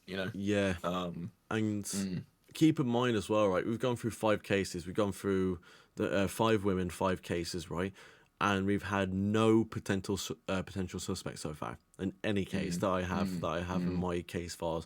No potential suspects except for the one I have at the very end. But that could only be linked to about 4 of these. But, like, there's no potential suspects. The only one we have is still Annie McCarrick with the man that she met in Johnny Fox's. But there's no like thing. Like, we have the taxi driver's statement, but the Guardy ain't too sure about that one. Yeah, and obviously there was a couple of mentions of sort of potential cars and stuff like that, be it a Toyota or a Ford Sierra. But obviously, we're talking about, it could have been 2 potential. It could have been either one of two makes of car. We say it's a red car, but how many Ford Sierras were there? How many? That's God, it, how many yeah. cars? How many cars are there that fit that description? Yeah. You're never gonna be able to narrow that down. Yeah, like a four-door saloon. Like you say, some man in a bar. She was spotted with some. Like you say with Annie, she was spotted with some man at the pub. Like you got no way of identifying him, figuring out who the hell he was. There's all these little pieces that seem to sort of fit together, but there's they don't mean anything in terms of actually getting any closer to what the answers are. So it's frustrating almost. It's frustrating to not have anything more to even kind of start thinking about how you'd put potential sort of suspects or potential theories or threads together. That's the thing, we don't know what the difficult. answers are. This is what we're trying to do. Like we're doing a podcast to try and figure out what are the answers, and I've probably picked one of the most mentally maddening cases you could ever find, because there's literally no trace. There's nothing for us even to go off. There's nothing for even the Gardaí to go off, unfortunately. You know what I mean? And and it's good that they're reopening these cases and going back into it more fully, but all we got is the story, and that's it. We haven't got anything else. Do you know what I mean? We have 9 missing cases here, and there's more that we probably don't even know about, but these are the main 9 that I have. And this all happened 20 odd years ago, or 25 years ago, or 30 years ago, but still it happened. And there's just no trace. That's what gets me every time with these cases. There's just no trace of it. Everyone, the thing is, right, with these cases in Ireland, everyone knows someone. So I do think someone knows what happened, but I just don't know. You don't know who it is, but everyone knows someone here in Ireland. Everyone, absolutely. Yeah. Everyone has a cousin that they know. Everyone has a person that they know. Do you know what I mean? There's always someone that knows something, if you get me. But the fact that I know how Ireland is, because I lived here for nearly 20 years. I know how it runs. I know how the people are. I know how most people know most people, if you get me. Especially in little towns so far we talked about, with Callan and then Castledermot, Naas, Mount Mellick and stuff like that, Tullamore. Someone knows something, but no one's come forward. No one's come forward since, but people know. There's definitely people that know something. I do think that, but the fact that no one's come forward and no one's talked about it and they're still missing to this day is just baffling to me, if I'm completely honest. I mean, it makes you think, sort of how many cases have you heard of where, sort of whoever's responsible, like you say, they're known to people. Obviously, they're known to these people that that did these things. Obviously, they're known to their families, they're known to their friends and stuff. But how maybe it's the case that they don't know, even what they've been up to, or even that they were behind these things, or what they got up to behind closed doors, or maybe somebody does know. That's what I'm thinking. So someone might be so close. Someone might be so close to the answers. Somebody might be so close to the person that's that's behind all this and just not know. And it's so frustrating. Or even maybe someone does know, and again that's even more frustrating, because then you've got someone out there holding a secret. And that's why I think someone does know. I just know I live here, so I just know how this country is. I just know how people just know a lot of people, and I could be completely wrong here. I'm just giving my opinion on the matter. This isn't fact. This is opinion, but I do think someone knows. Someone knows something. But anyway, we're gonna get into the next one. This one again is really sad. They're all really sad, if I'm honest.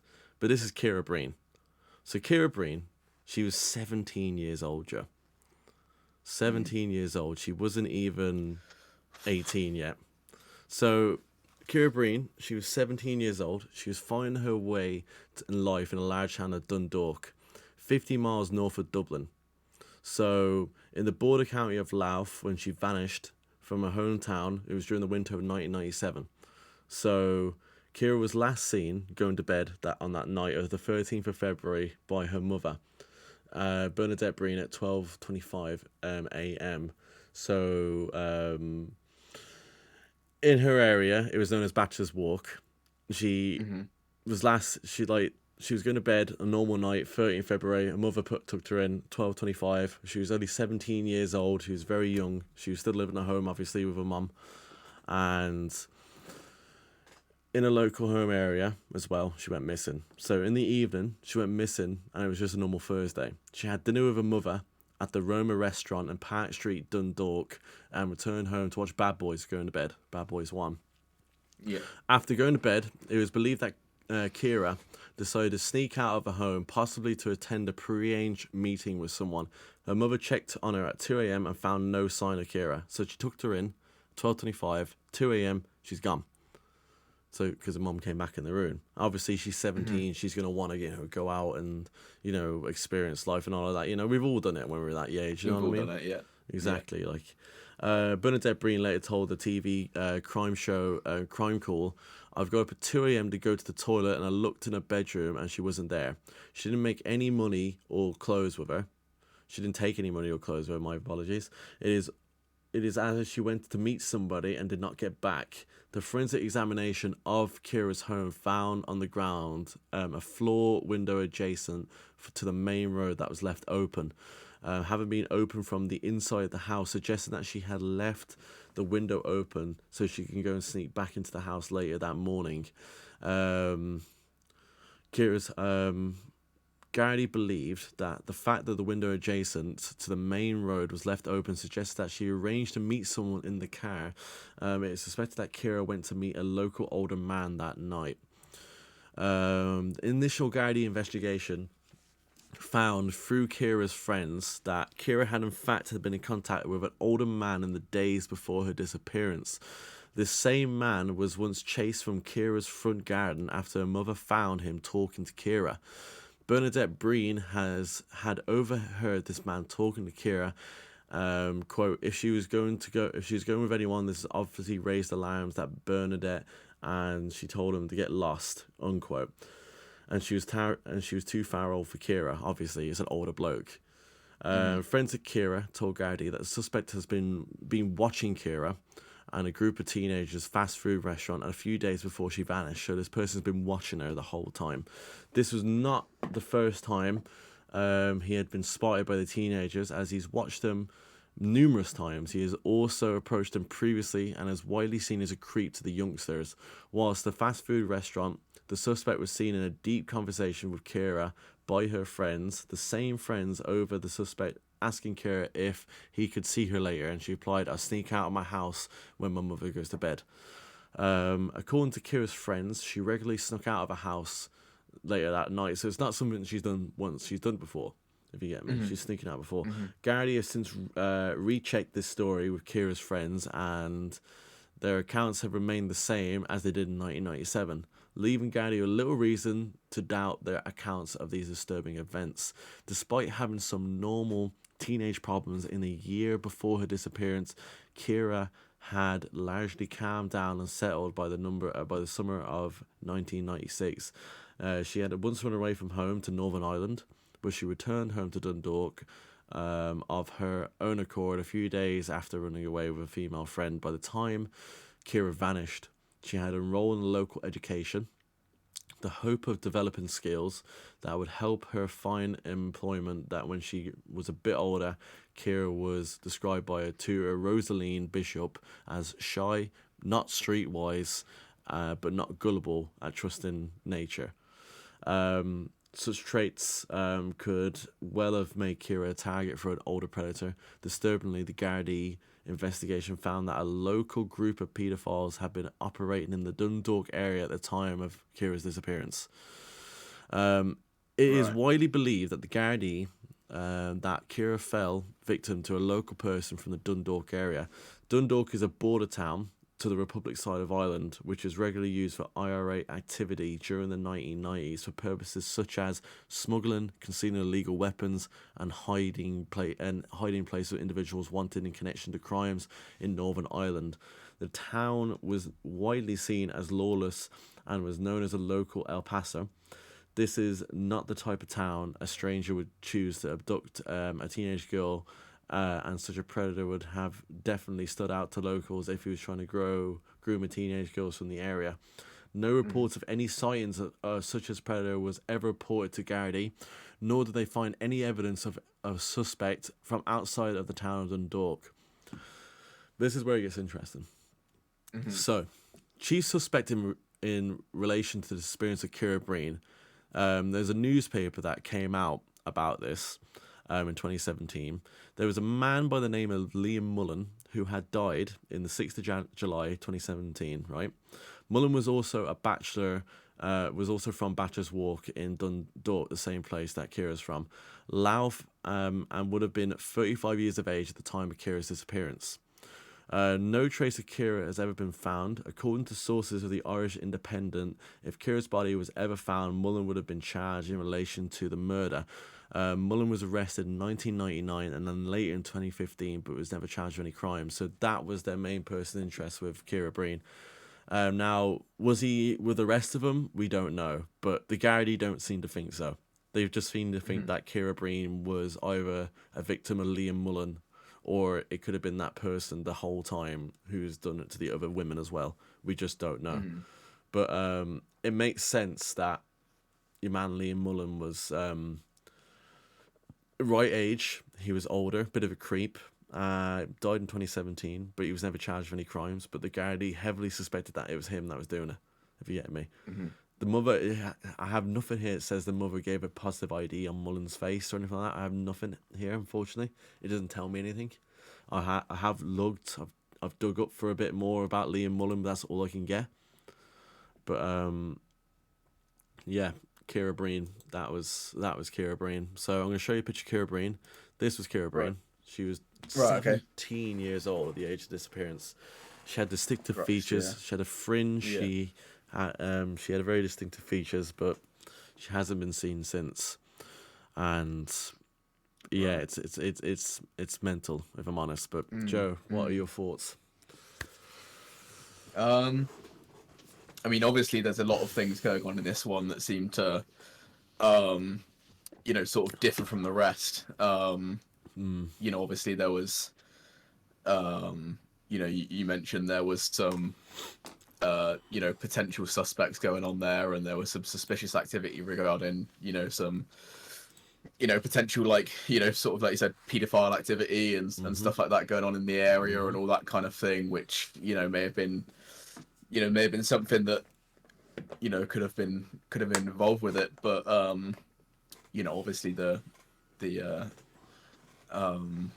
obviously it ties together with a lot of the other, kind of common threads from previous cases, in the sense that, we're talking, disappears without a trace, no evidence, no nothing, and seemed to have gone willingly, of her own accord, at least initially. So, it's, it's a difficult one. It's, one of those where, it's more than likely that she did, sort of end up in, the same sort of position as all the previous ones. But it's hard to write off, the chances of being caught up in something that was, just sort of more, as a things that were going on in the local area. But again, it's something you can't say for definite one way or another. So again, it's frustrating. It's frustrating. Because you can't even think of a there's nothing there to even start sort of suggesting that things might lean one way or another, or things might be responsible. Things might there's any kind of responsibility to lay on one person or another. It's just everything's circumstantial. Everything's just it's a mind boggler, isn't it? Yeah, it is. Yeah, everything's so circumstantial. Everything's just so just sort of vague, and it's frustrating for sure. This is the first case so far that we actually have a positive ID on a suspect. and it's been 6. This is that was the 6th case. First one with a positive ID on a suspect, Leon Mullen, who was 55 at the age that he died. Obviously, Kira Breen vanished in 1997, which is, you know, again, it's from 1993 now to 97. It's still happening. You know what I mean? There's like little breaks here and there, but it's still happening, if you get me. And it's all connected because why it's the triangle is that it's all happening in places that are in a triangle. So you have Dundalk at the top, then you got Fiona Pender, Tullamore on the west. You obviously got Jojo Dillard, who's in Kildare, which is more middle, and then you got, you know, Annie and Ava in Dublin, and then you got Imelda Keenan right at the very bottom, and then the one we're getting onto now is at the very bottom right. So yeah, I'm right. Am I right in saying that Dundalk is right on the border at the, you know, sort of northeast on the border with Northern Ireland, and then, it is. You know, sort of then sort of Waterford, you know, sort of sort of southeast made up the, you know, sort of so yeah. You got one corner up at the, you know, up near the border, and then the other corner sort of down, southeast, and then sort of the, you know, the third point, you know, sort of more towards the centre. Yeah, that's literally it in that whole triangle. It didn't go out of that triangle, if you get me. Like Waterford was used, and Waterford's a port town, so Waterford's by the seafront, if you get me. And Dundalk you're right, it's a neighbouring town between Northern Ireland and the Republic of Ireland. It's a very big town, like very big town, and it's neighbouring between those two countries. And back in the 90s, obviously, with the IRA and all that, it was a lot of conflict back then as well, you know. So like it was a hot spot for for that activity, for illegal activity and such like. So so it was used for that and all, and it was very big. And obviously Kira, who, you know, she was a bit of a rebel. She was 17. You know, she wanted to go out, see her friends, sneak out the window. We've all done it. Everyone is as a teenager, yeah. We've all done it, man. You know, I've done it myself at like 16, 17. You know, I got into a car once, and I went to Dublin with my friends at 17. I left the house, came back in the morning. You know, like you just do these things when you're that age. You know, and obviously she, like I said, she wasn't streetwise, so. Yeah. She probably thought your man who she was talking to, I'm not saying it's Liam Mullen, but he's the only one that's been named, but the person who she was talking to, I mean, she was kind of comfortable with.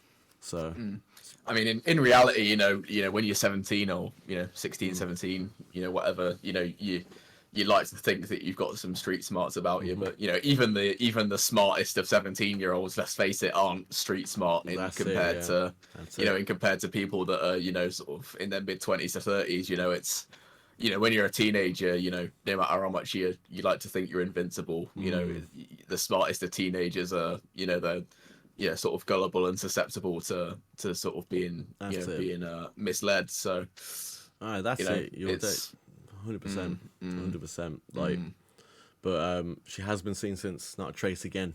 Same with the rest of them. No trace, no nothing. With every case that we talked about so far, remember, I'm gonna keep reminding you guys, if you have any information, contact Garrity immediately. Get it over to him, so it helps him out so much. So please do contact Garrity if you have any information whatsoever with these missing women. We are just conducting, we're telling the story. We want people to understand and get to know about these tragic events, so it gives more awareness, and hopefully something can come out of it. And obviously we're talking about it as well, and we're trying to give our own opinions on what happened, because no one knows what happened, unfortunately.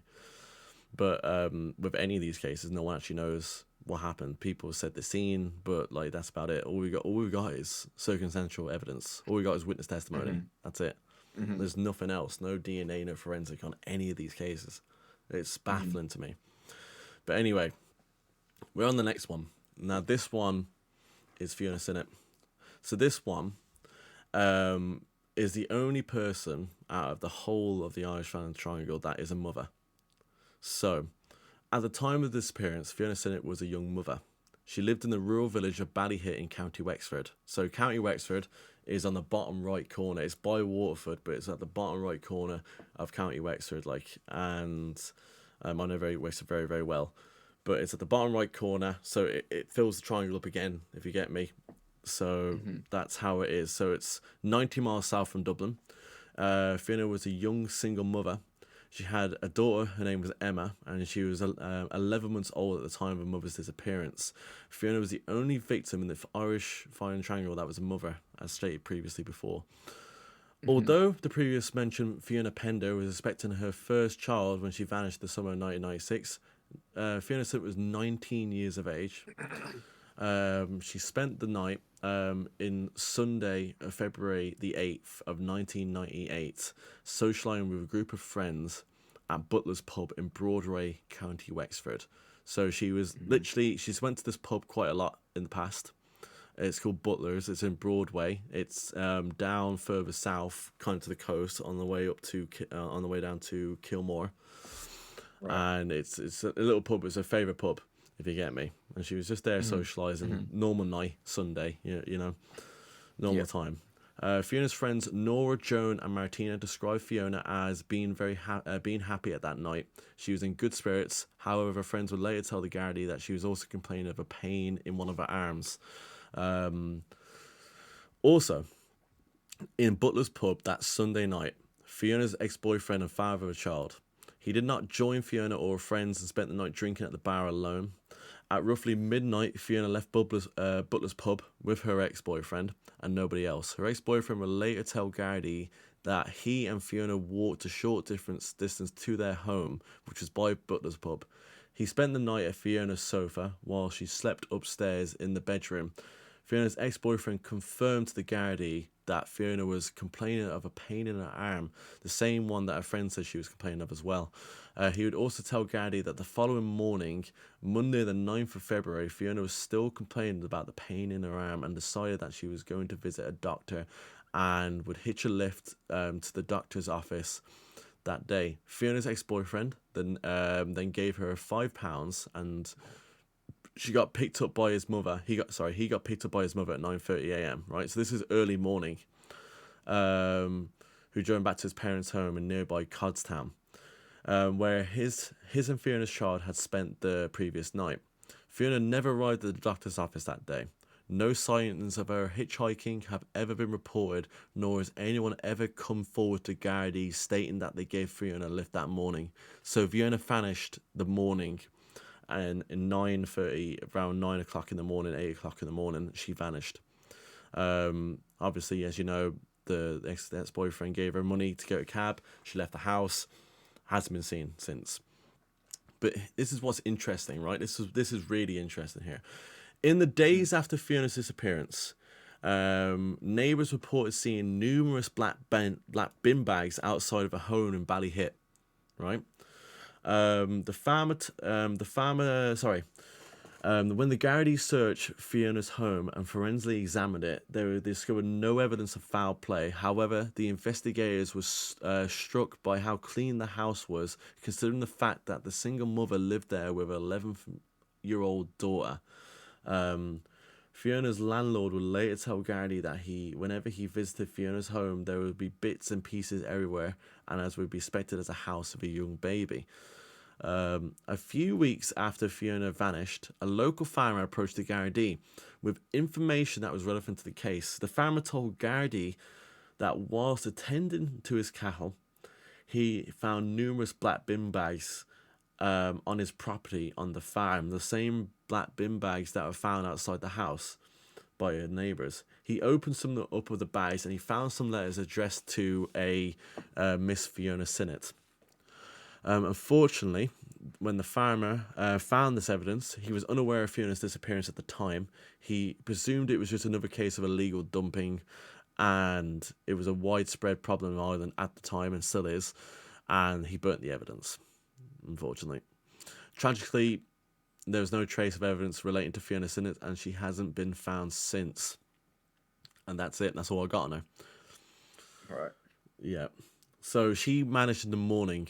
Obviously, the boyfriend went home with the mother, like straight away in the morning at 9:30 a.m. She went out. She went to hitchhike a cab, have some money, and same thing again. We've seen with Jojo.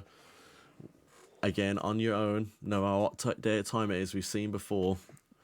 Person can just come and get you and say, "Yeah, I'll give you a lift," and then there you go. She was trying to get back into Wexford town, for Kilmore. It's about, I'd say, about 15 miles from Wexford town where she lived. So it was a bit of a trek, if you get me. But this one's very, very, very interesting. She just vanished without a trace. So she's the only one to vanish in Wexford as well, and just gone. So what's your thoughts on that?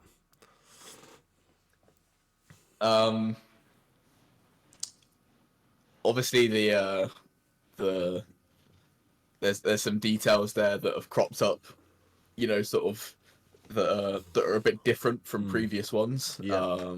Regarding the house being suspiciously clean, and the dumping of bin bags and stuff like that, which Yeah. in my mind, at least on first hearing it, kind of suggested to me that there was some cleanup of potential evidence and sort of and things like that. It's certainly not unheard of for people to clean up a crime scene after. See, with that, after with after like a disappearance. But see, that, Joe, is what you struck me there. Do you remember Ava Brennan? And do you remember how her apartment was left spotless, but she had a coat left there? Yeah. I assume the person who's convicted in power play has experience of making the place look spotless before they leave. Because remember, Fiona Sinnott, like, young baby, 11 months at the time, there's going to be mess everywhere because it's a young child's house. Like, of course, like, if you have a young baby, it's gonna be a little bit messy, which is fair enough. Yeah. Do you know what I mean? Yeah, it's gonna happen. There's gonna be toys everywhere. There's gonna be stains on the.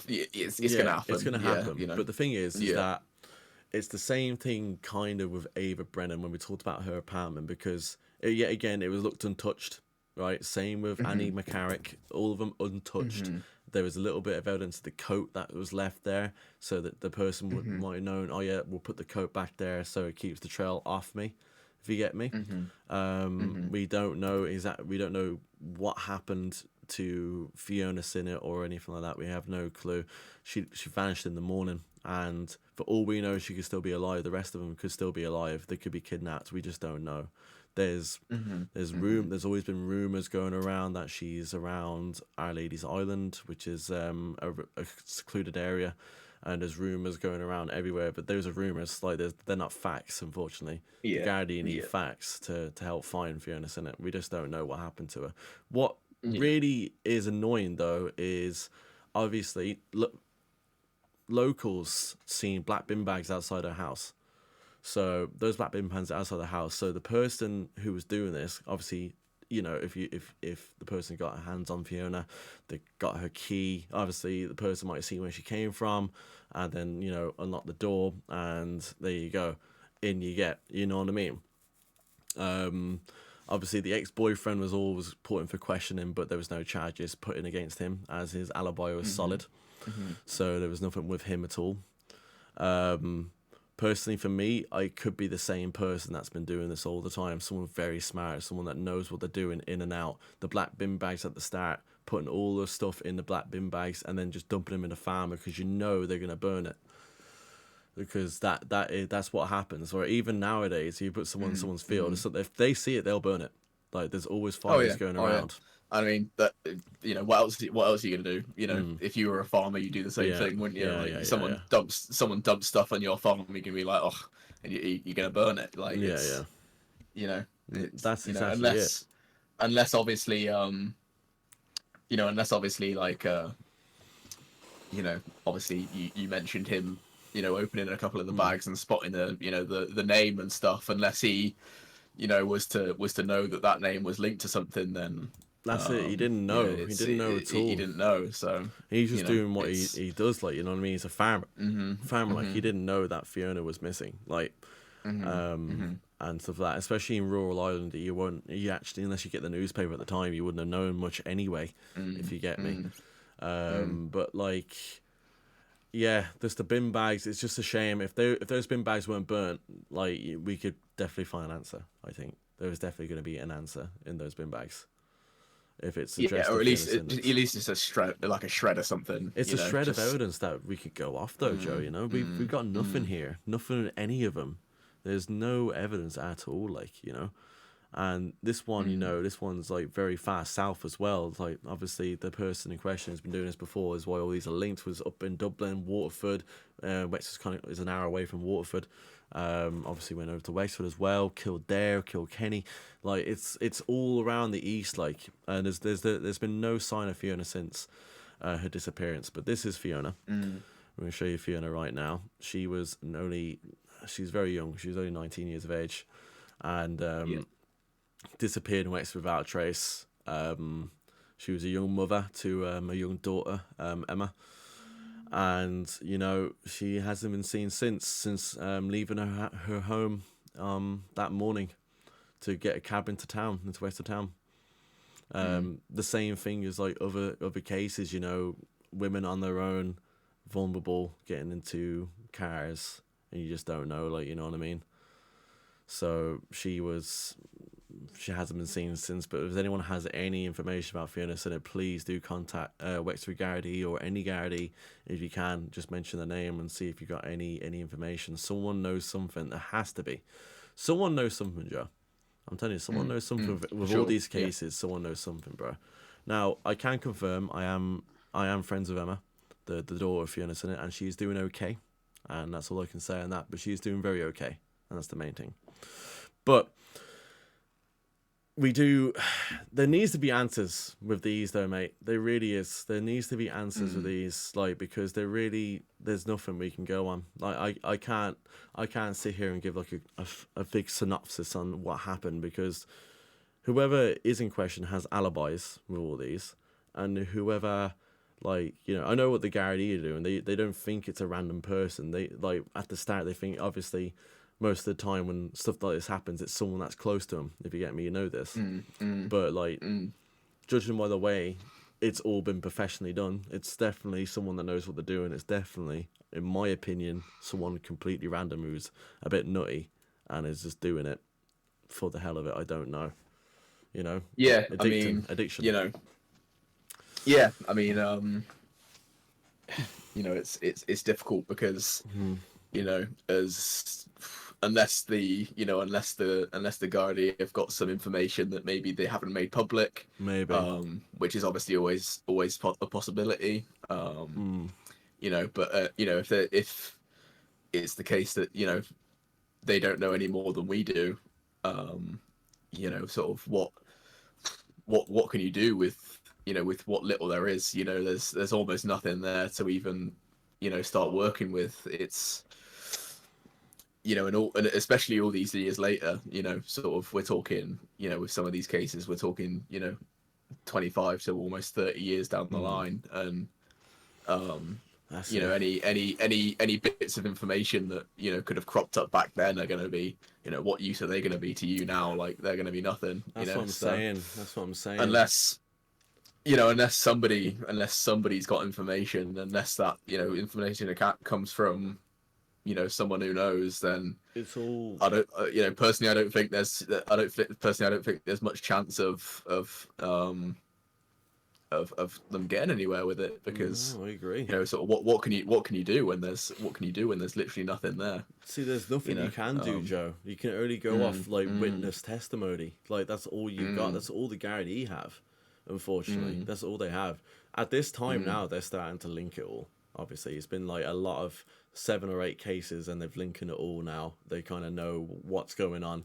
It's terrifying as well, because if this is a serial killer, and we obviously don't know it is or not, but if it is, then this serial killer has potentially gotten away with nearly 10 murders in the space of 4 years.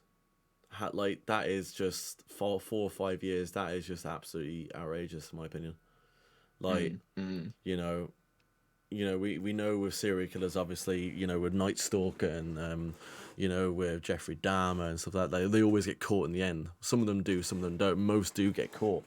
But at the same time, this person does not want to get caught. There's no traces whatsoever. There's no signature. There's no calling card. There's nothing. They don't want to get caught at all. And they've been very clever with it as well. They know exactly what they're doing.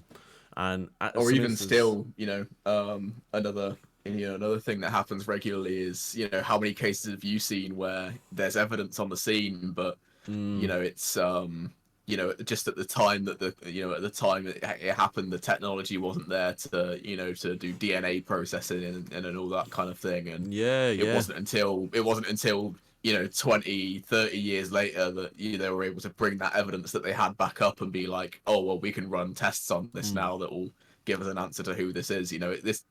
This is like, a case where it's just like there's nothing there. There's And nothing, bro. It's mind-boggling, man. you can't look back 30 years later and start looking at things, because any shred of anything you've got there is long gone. That's And it, yeah. it's crazy.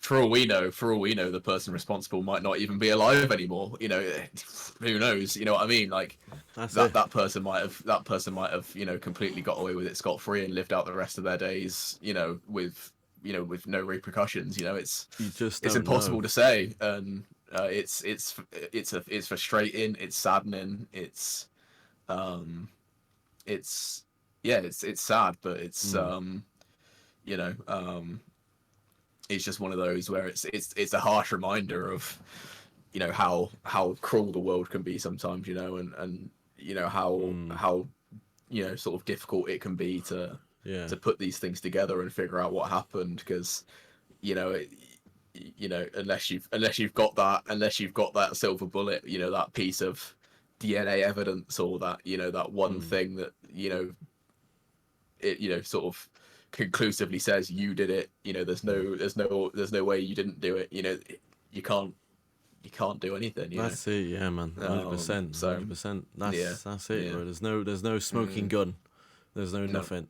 Like, it's No. just vanishing. Same, but it's the same pattern.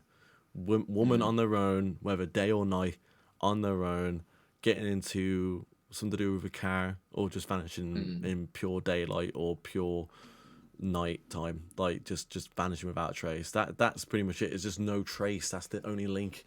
It's the same way how they've been doing it. Like, it's just, and there's been sightings of more than one person as well, so it could be multiple people involved that we just don't know, like, who these people are and if they're still alive anymore. Is exactly what you said. But we're literally on to the last one in the triangle, and then we got another one as well that could be linked to it. But this one is Deirdre Jacob. This is the last one in the triangle during the time frame. This is in 1998. So she is perhaps the last victim that disappeared in the Ireland's Vanishing Triangle. At the time of Deirdre's disappearance, she was only 19. She was very young. She was to become a teacher in Strawberry Hill College in London. By the summer of 1998, Deirdre had completed her first year of college and returned home to Ireland for the summer holidays to live at her parents' house. So she was in London, and she's come back home to live at her parents' house for the summer. On the morning of Tuesday, the 28th of July, 1998, after completing some household chores at roughly 10 a.m, Deirdre left her parents' home to visit the town of Newbridge, County Kildare, some 20 miles south of Dublin City. The journey would take Deirdre roughly 30 minutes on foot, and she planned to stop at her grandmother's shop whilst on the way to Newbridge. After visiting her grandmother, Deirdre arrived at AIB Bank on Main Street, Newbridge, at roughly 2:20 p.m. to collect a bank draft. Upon collecting a bank draft, Deirdre headed to the nearby post office and sent the bank draft to pay for a second year in college. By 3 p.m, Deirdre had completed her errand and decided to walk home. Deirdre passed by one of her friends on the way home and spoke briefly to him. Just before 3:30 p.m, Deirdre had almost completed her walk home along the winding country roadside next to the River Liffey. This was confirmed as some 300 yards from her home in Barrettstown Road. Deirdre exchanged greetings with a neighbour at 3:30 p.m, the same time. The neighbour saw Deirdre standing on the grass verge across from her home. This sadly was to be the last confirmed sighting of Deirdre. Shockingly, Deirdre seemed to vanish without a trace. The short distance between the grass verge and her parents' home, she was just across the road from her parents' gaff. Despite for the Barrettstown Road being considered a country road, this is an extremely busy road regarding to traffic, particularly at the time that Deirdre vanished. Unfortunately, no motorists have come forward to the Gardaí with any information pertaining to the possible abduction. Deirdre was an attractive young woman carrying a distinctive bag with a large logo bearing the letters CAT, C-A-T. It was one of those, like, you know, work bags that you have. Yeah. Walking along a busy road in the broad daylight, yet like many other victims within Ireland's Vanishing Triangle, Deirdre seemed to disappear into thin air again. And that's all I got on her. I've got nothing else. There's nothing else I could get. It's so short. Yeah, crazy. She just, You know, again, we're talking about someone that manages to, you know, again, we've got the bringing up of a busy, you know, a busy street, you know, a busy road. You know, it might be a rural area, but you know, you said yourself that it's a, you know, an active road. There's a lot of traffic going down there, and it's another case of someone disappearing in an area where, you know, there's usually a lot of people, and the fact that, you know, you can only presume that nobody saw what happened, or nobody's got anything worth saying. It's crazy, you know. It's you know, it just leads you to think that you know, surely whoever's done this is very, very clever in what they're doing, or very, very discreet, you know. No one. Yeah, you're right. Sorry to interrupt you there, Joe. But I just had a thought, and the parents did not see Deirdre at all from the grass verge. They could have seen her and seen what happened, but they didn't look out the window. They're obviously doing something else. But she was that close to her house, and then someone came and picked her up and put her in the van or a car. We don't know. Like, no one knows exactly what the person's driving. It could be the same red Ford Sierra that happened in Jojo Hillard's case. You don't know. Like, that would have been a great link if someone seen a red Sierra pick her up and put her in the car. We just don't know. But again, literally less than 100 yards from her home, she could see her house, and she gets abducted, just like that. It's mental, and it's in the daytime as well, man. Like, it's like you know, nearly 4 o'clock, you know, in the daytime, and just gone like that without a trace. Again, it's another perfect example of, you know, a lot of these cases have been perfect examples of, like, you can be any place, any time, and you know, it doesn't matter. You know, you think, oh, you know, I'll be all right. It's only 4 o'clock on in the day, and I'm, you know, 100 yards from my house or whatever. But you know, it can happen to you any place, any time. Exactly. It's a scary thought, isn't it? It's a scary thought to think that, you know, no matter where you are, what time, what place, it's always a possibility. There's always a chance, and I know it's scary, man. Obviously, again, frustrating. This was Deirdre Jacob. She was only, I think, 18 or 19 years of age. So very young, so very close to a house. Normal girl, like the rest of them on the list. Just a normal person, just, you know, doing her thing, and then snatched up again. If you have any information with any of the cases on this podcast, including Deirdre Jacob as well, do contact Gardaí. I'm always going to keep saying it. Any help is good help. If you have any information, please do contact the Gardaí. But Deirdre, yeah, it, like, these cases are linked, in my opinion, man. That's the triangle done. But I'm going to talk about one more case, and then we're going to talk about the one suspect that keeps popping up in all of these, in these crimes, these abductions. We're going to talk about one more after this. And go for it. And we're going to talk about it. But, like, yet again, that's all I had on Deirdre. There's nothing on Deirdre. There actually is CCTV footage of Deirdre Jacob as well, that is seen on the day of a disappearance. From what I know, the Gardaí have a big thing that they seen the person who abducted her in the CCTV footage is following her, apparently. Right, okay. So, honestly, I don't know. Like, we don't know. This is all inconclusive as well. Like, the Gardaí are doing their best on it. They know what's going on now, and yet a young 18 to 19-year-old has vanished in thin air. So it's just, and that was in July of 1998. Fiona Sinnott went missing in February 1998, and then the whole year before, Kira Breen, and then a whole year before again, Fiona Pender in 1996, you know? So this has been going on for years. Absolutely years. and no one knows anything. So there's one case that's kind of linked to it a little bit, but we don't know. But it's kind of got similarities of it. But this happened in 2003. So this is Claire. Right, okay. This is Claire Boylan. So this is a long time since the last disappearance. So the last disappearance was 1998. This is 2003. This is 5 years since the last disappearance. But this case has been kind of linked to it quite a bit. So I'm gonna run through it. It's not classed as a triangle case. It's not in the triangle, but it is classed as a kind of a case that's kind of similarities, if you get me. So this is Claire Boylan. At the time of Claire Boylan's disappearance, she was 36, so she was a bit older. So she was like Ava Brennan. Right, okay. She was a bit older, and she was single, and she was living with her parents in Trinore, upmarket South Dublin in suburb, right? So she was in Dublin again, same with a few of the other women on the list. It's the same neighbourhood that Ava Brennan attended church on the day that she disappeared. So she lived in the same neighbourhood as where Ava Brennan went to church, which is very interesting. Claire, like Ava, was described by her family as shy and retiring, a creature of habit. So both of them were as this kind of similar and the same. On the morning of Sunday, 2nd of March 2003, Claire informed her family that she intended to travel to Tullamore, County Offaly, to meet an old school friend. Tullamore, again, used earlier in one of the cases. I think it was Fiona Pender that was used for Tullamore. So again, more similarities again with the towns and the places that they're going to. She left her family home.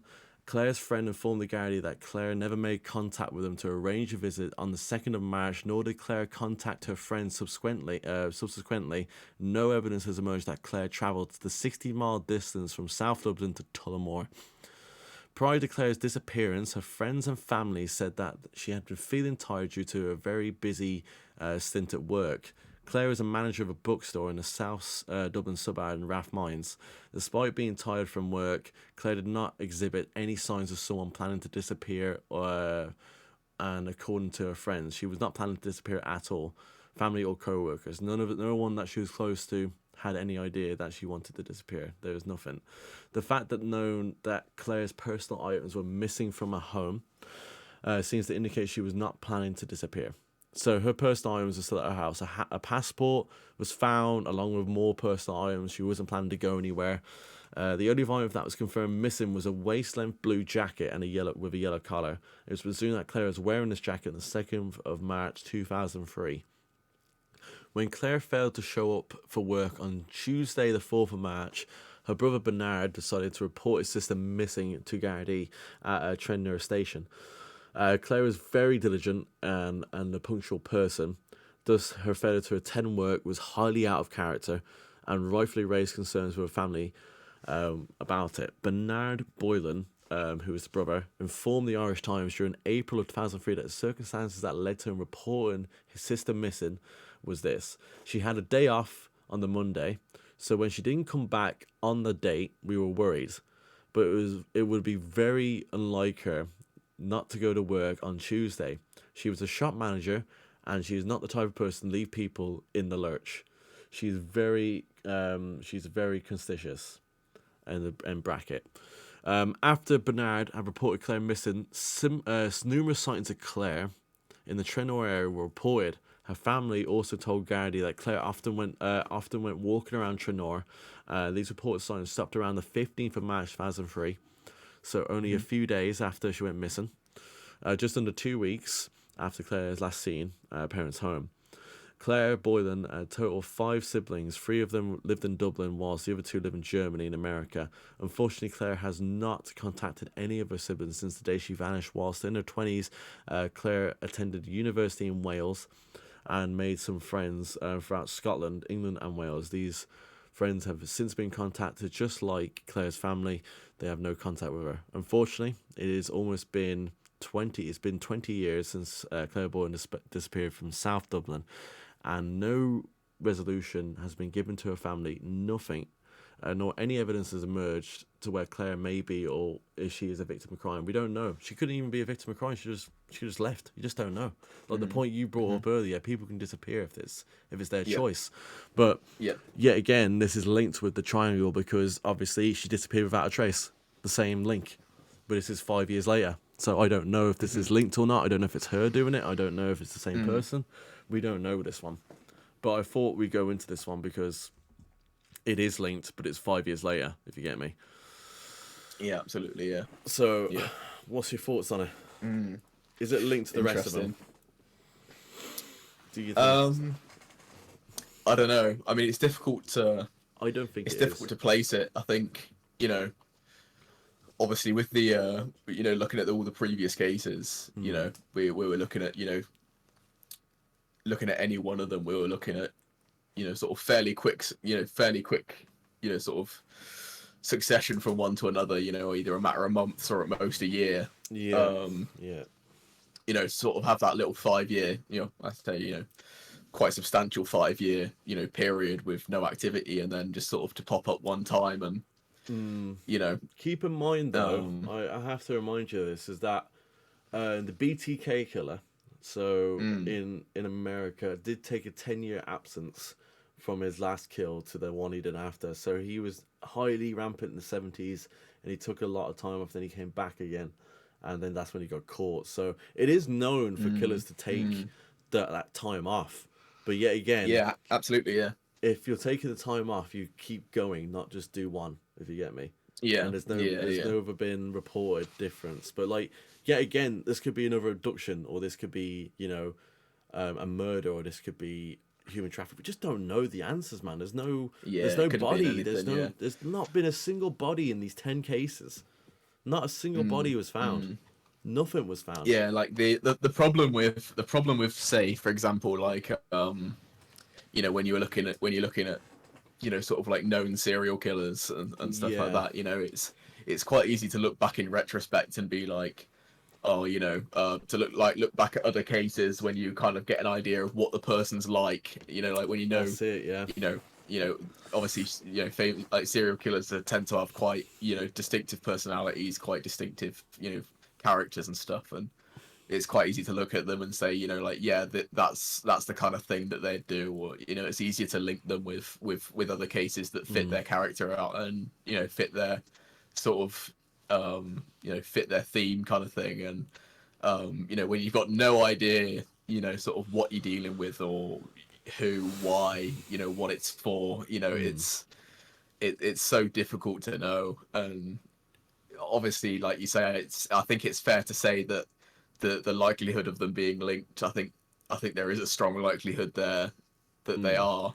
I think every one of them, you know, is linked. but it's but oh, absolutely. I think, you know, at least for the ones that are confirmed to be, you know, part of the main, you know, sort of group that are considered to be part of the triangle. I think it's fair to say that they're almost without a doubt linked to each other. And,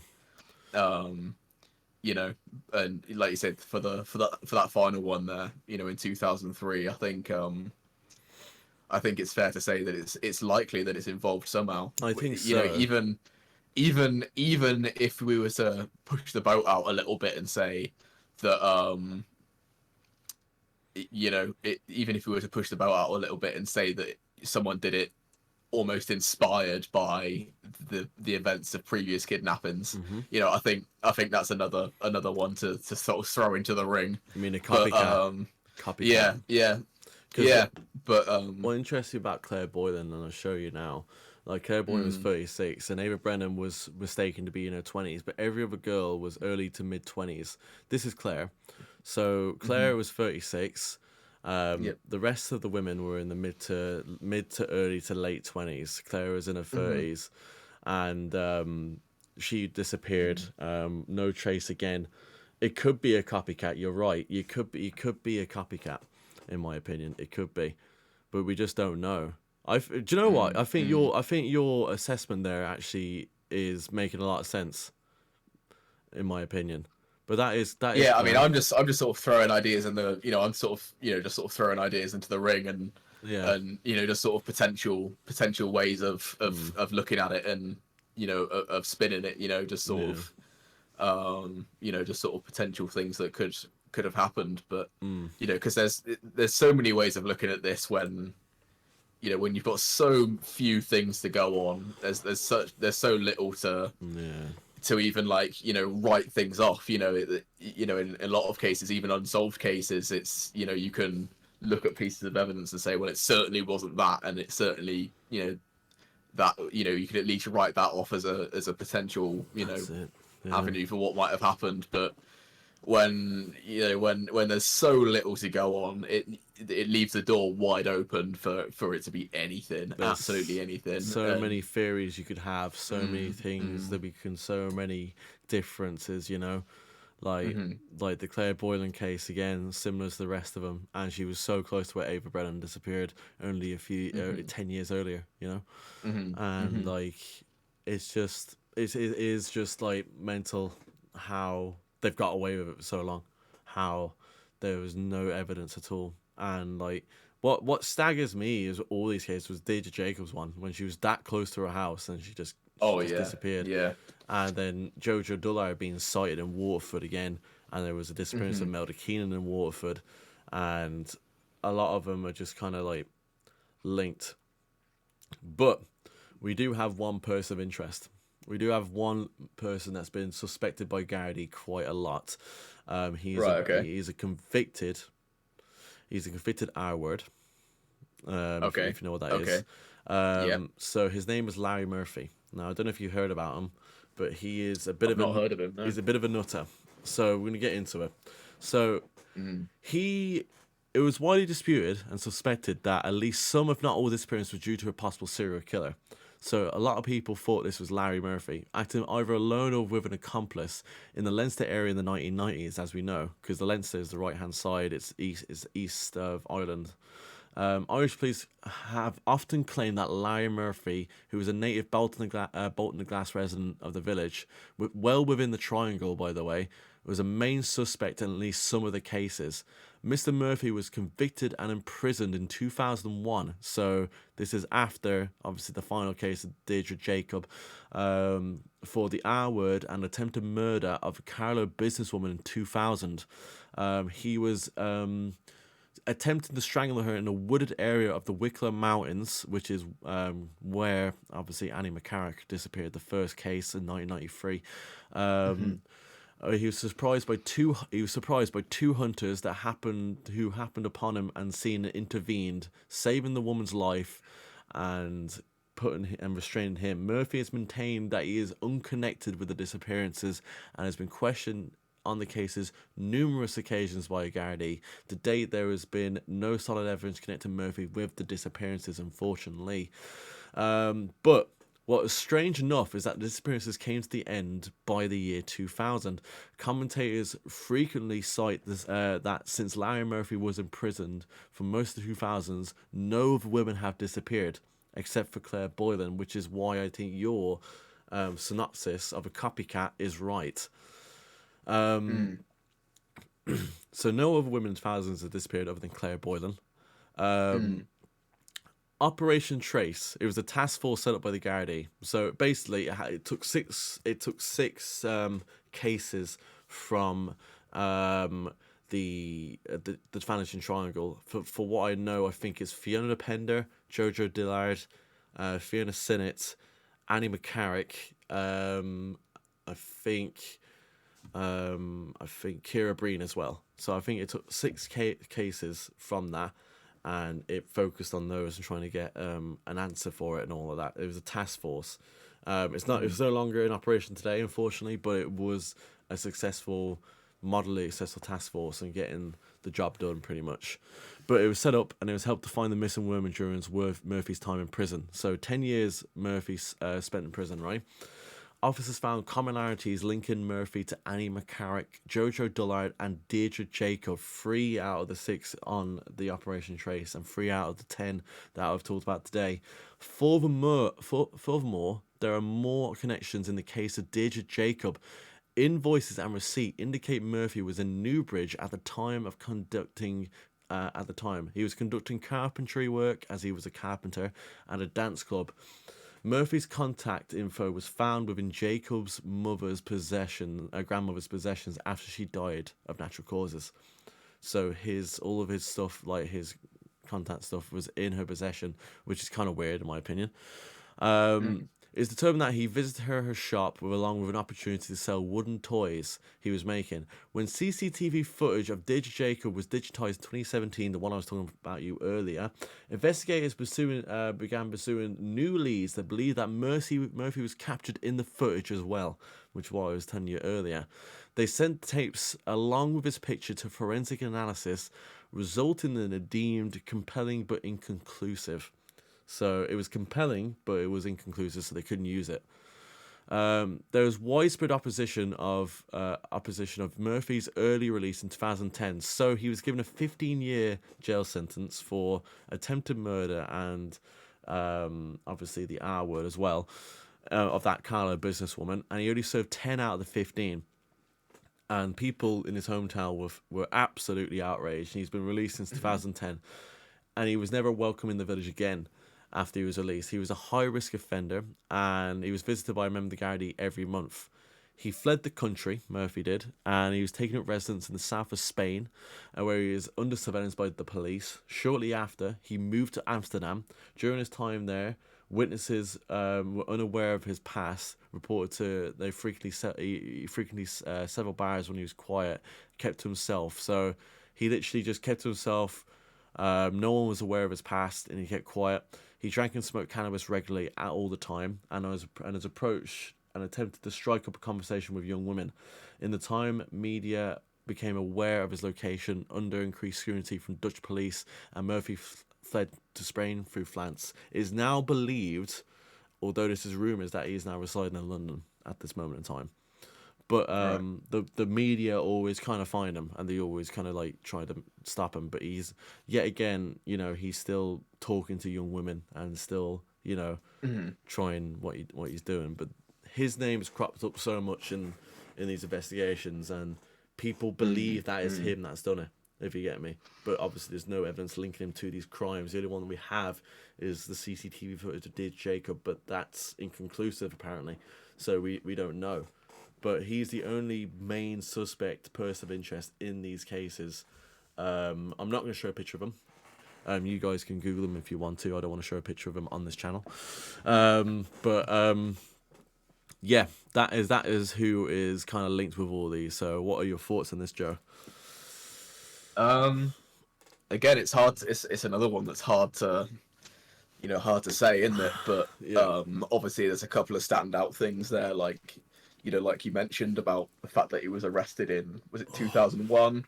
2001. He was arrested in 2000 and he went to jail in 2001. In 2001, yeah. So obviously he was, again, obviously that final case in 2003 wasn't part of the original triangle, but No. is certainly worth looking at, and the fact that he would have been in prison at that time, kind of at least throws a little bit of doubt in there as to the viability of him as a suspect. But obviously, I mean, when you were kind of describing to me, what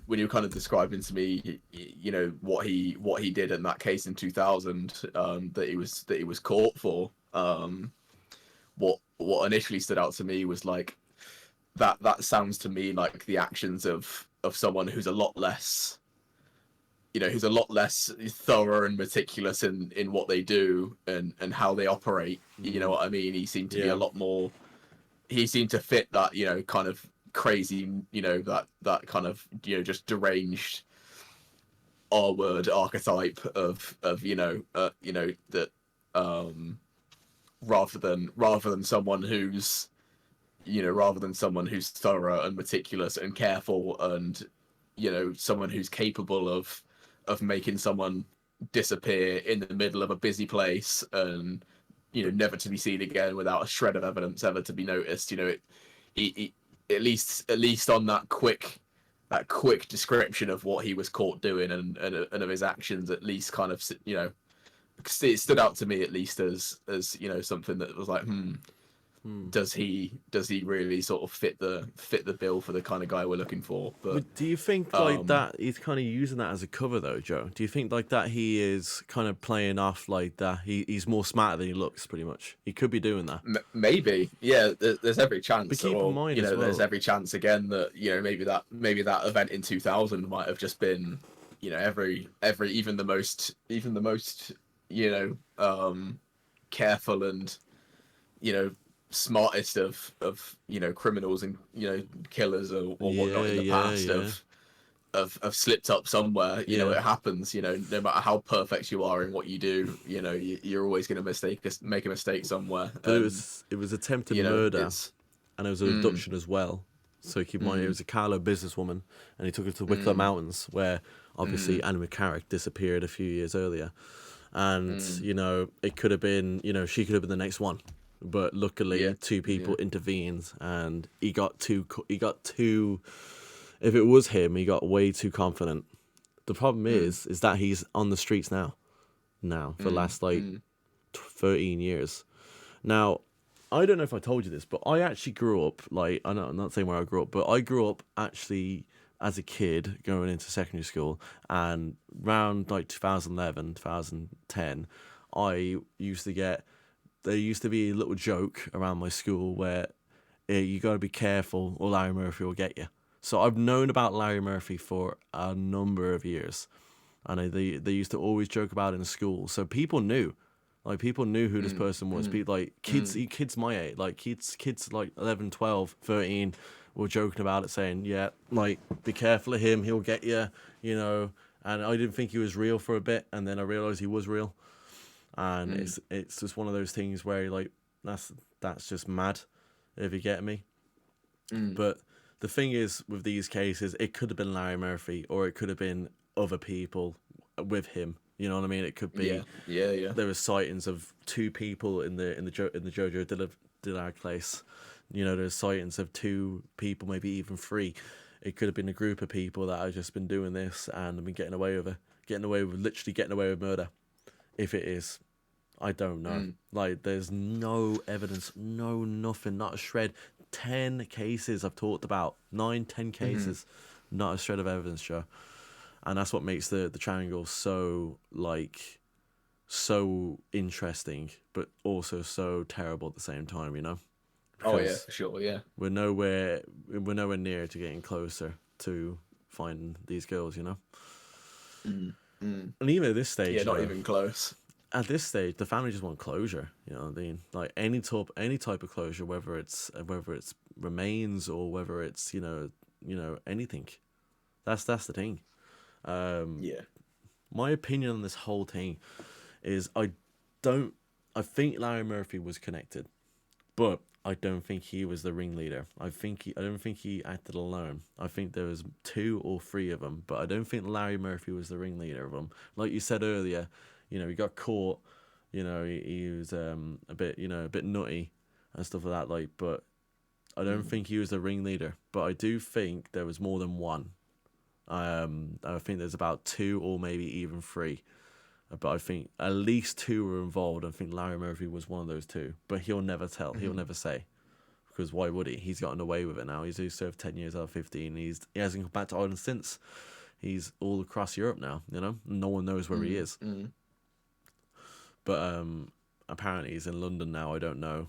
We don't know. But I do think if it was him, my opinion would be it was. But at the same time, it's not fact. We got nothing, really. But I think there's more than one person involved. I don't think it was just one person. I think it was 2. So, because there was sightings of 2 people, and plus as well, it'd be easier as well, to move, say, a body or move things and do things, So, it could have been 2, but we don't know. I don't know about you. What's your opinions on this whole thing, this whole ordeal? I think in terms of my view on all of this is I think I'd take a bit more of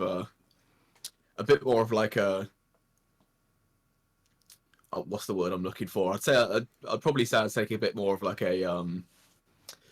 a cautious approach in sort of how because I feel like it's there's just so little to go on, so little to even start formulating ideas and theories, and there's just so many things that you could throw out there, like, you know, exactly like you said. Like, I feel like what you said is entirely viable, because there's nothing out there to say That's my opinion. Well, that can't be true.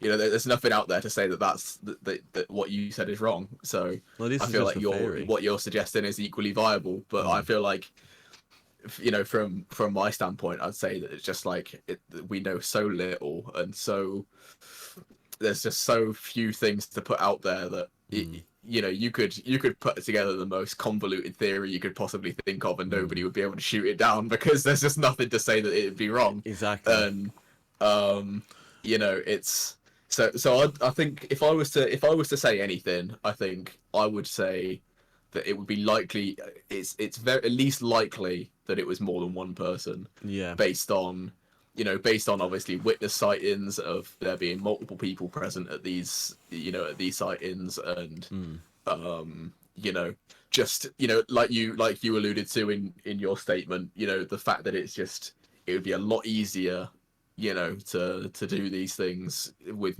you know, more than one person on hand to, you know, to you know, watch your back and things like that. Even if there was sort of one person that you know, even if there was one person that you know, sort of carried out the main act of, you know, approaching these women and you know, sort of forming some kind of bond with them, and that's it, yeah. You know, and then luring them into, you know, into a position where they were, you know, to then be, you know, swept away by, you know, 2 or 3 people. You know, you can't say for sure, but you know, it's definitely something you can't dismiss as a possibility. You know, yeah. So I think you're dead right. Of course, you've been dead right, spot on this whole podcast. My opinion was, I do think he has something to do with it. I've always thought that. But yeah, again, I'm not the only one that does think that. A lot of people, a lot of content creators, a lot of people that even I know that I asked for thoughts about, have all said he's got something to do with it. But yeah, again, we don't know. There's no concrete evidence. The Gardaí have nothing. So, but it just, with this case, it was a big one. You know, we didn't get like much time to talk about like much theories and stuff like that, because there's not really any theories we can talk about. You know, that's the thing. Yeah, it's one of those cases. It's just one of those ones that's just so frustrating, because there's just nothing you can. There's no nothing you can even start to put together. You know, like what theory could you even put together on it, Joe? Like the only theory I could think was that it was just 2 people acting together. I don't think it was anyone. It could have been someone close to all these women, but yeah, again, it's just too coincidental. Why would someone who's close, like, to all these women, like, you know, like, say, I don't know, Mark Wall, right, for Emil Keenan, like, we'll just use them example, like, why would he, you know, oh, I'm not saying he is, like, but say if he was responsible for Emil Keenan, why would he then go and do Jojo Dillard and then Fiona Pender? Like, you know what I mean? Like, it has to be someone that doesn't know these women. But yeah, again, these women, I don't know, but I think some of them, like Deirdre Jacob, I think had no clue. I think she was just taken. Jojo was getting a lift. Ava Brennan was just walking home. We don't know what happened to her. She was no signs of her. I had barely anything to go on. Annie McCarrick was friendly with someone in Johnny Fox's. We don't know who that is. That person hasn't stepped forward. Fiona Pender just went missing. Her boyfriend John Thompson was accused, but it wasn't him. She just disappeared. Kira Breen, Liam Mullen was the one that the Gardaí think was responsible for it. But yet again, she's in the triangle, so I think most people think that that's not the case. But at the same time, we don't know. Fiona Sinnott just went missing at 9:30 a.m. in the morning. Just went to go and get a taxi and just disappeared. And Deirdre Jacob was literally 100 yards from our house. And what the name that crops up in everything is Larry Murphy. In every statement, according to Gardaí think that's him. But yet again, they can't arrest him because they've got nothing to go on. Yeah. So unfortunately, we don't have anything to go on either, because as much as you try, you're probably going to come to the same conclusion as me and say it was 1 or 2 more people that done this. Yeah. Was it the same people or was it different people every time? We don't know. Who knows? The theory I can best say is probably it's the same two people that's done all this, in my opinion. But yeah, again, is Larry one of them? I think so. But at the same time, I don't know. So I'm kind of just debating myself whether he is or not. But a lot of people do think he is. But yeah, again, it's an opinion. It's not fact. The only facts that we have are that these women have gone missing, and there's not been a sign of him since, unfortunately. If anyone has any details about any of the women talked today in this podcast, do contact Garrity, of course. I think with the Claire Boylan one in 2003, I don't think that was our two boys that done that. I think that was a copycat, in my opinion. I think it was either a copycat or it was someone that knew her. I don't know, but it just doesn't make sense. But again, it could be like, a break, and then it could happen again. But then why was there no more after that? So you just don't know, You just don't know, yeah. Unless you find out from the man himself, you're never gonna know the reason for anything, are you? It's just no. It's impossible to say, So well, look. Yeah. Well, look, we're well over our time. We are indeed. Well, that's what happens when you get into a big case. But I'm sure Joe's in the next 2 weeks. Joe's case will be a bit short for you guys. But there's a lot to unravel Hopefully here. I'll pick an interesting one. Oh, you will. So for you who've made it so far, this is the Morgue Podcast, true crime podcast, where we discuss cases, give our thoughts on it, give our opinions, and obviously just read and raise awareness. An episode will be out every 2 weeks. I said this at the start as well. Every 2 weeks, mostly a Sunday or a Saturday, it will be out every 2 weeks. So 2 weeks from now, when this comes out, it will be out. Every 2 weeks, me and Joe take it in turns to do a episode each. So this episode was mine, and then Joe will be doing the next one. And then in the future, we can get guests on as well for you guys too. Let us know in the comments who do you want on as a guest as well, and we'll contact them and stuff like that. And what we do here is just to talk, try and see if we can make sense of it, try and get the facts. But unfortunately, with this one, we just couldn't get the facts here. There's nothing to go on.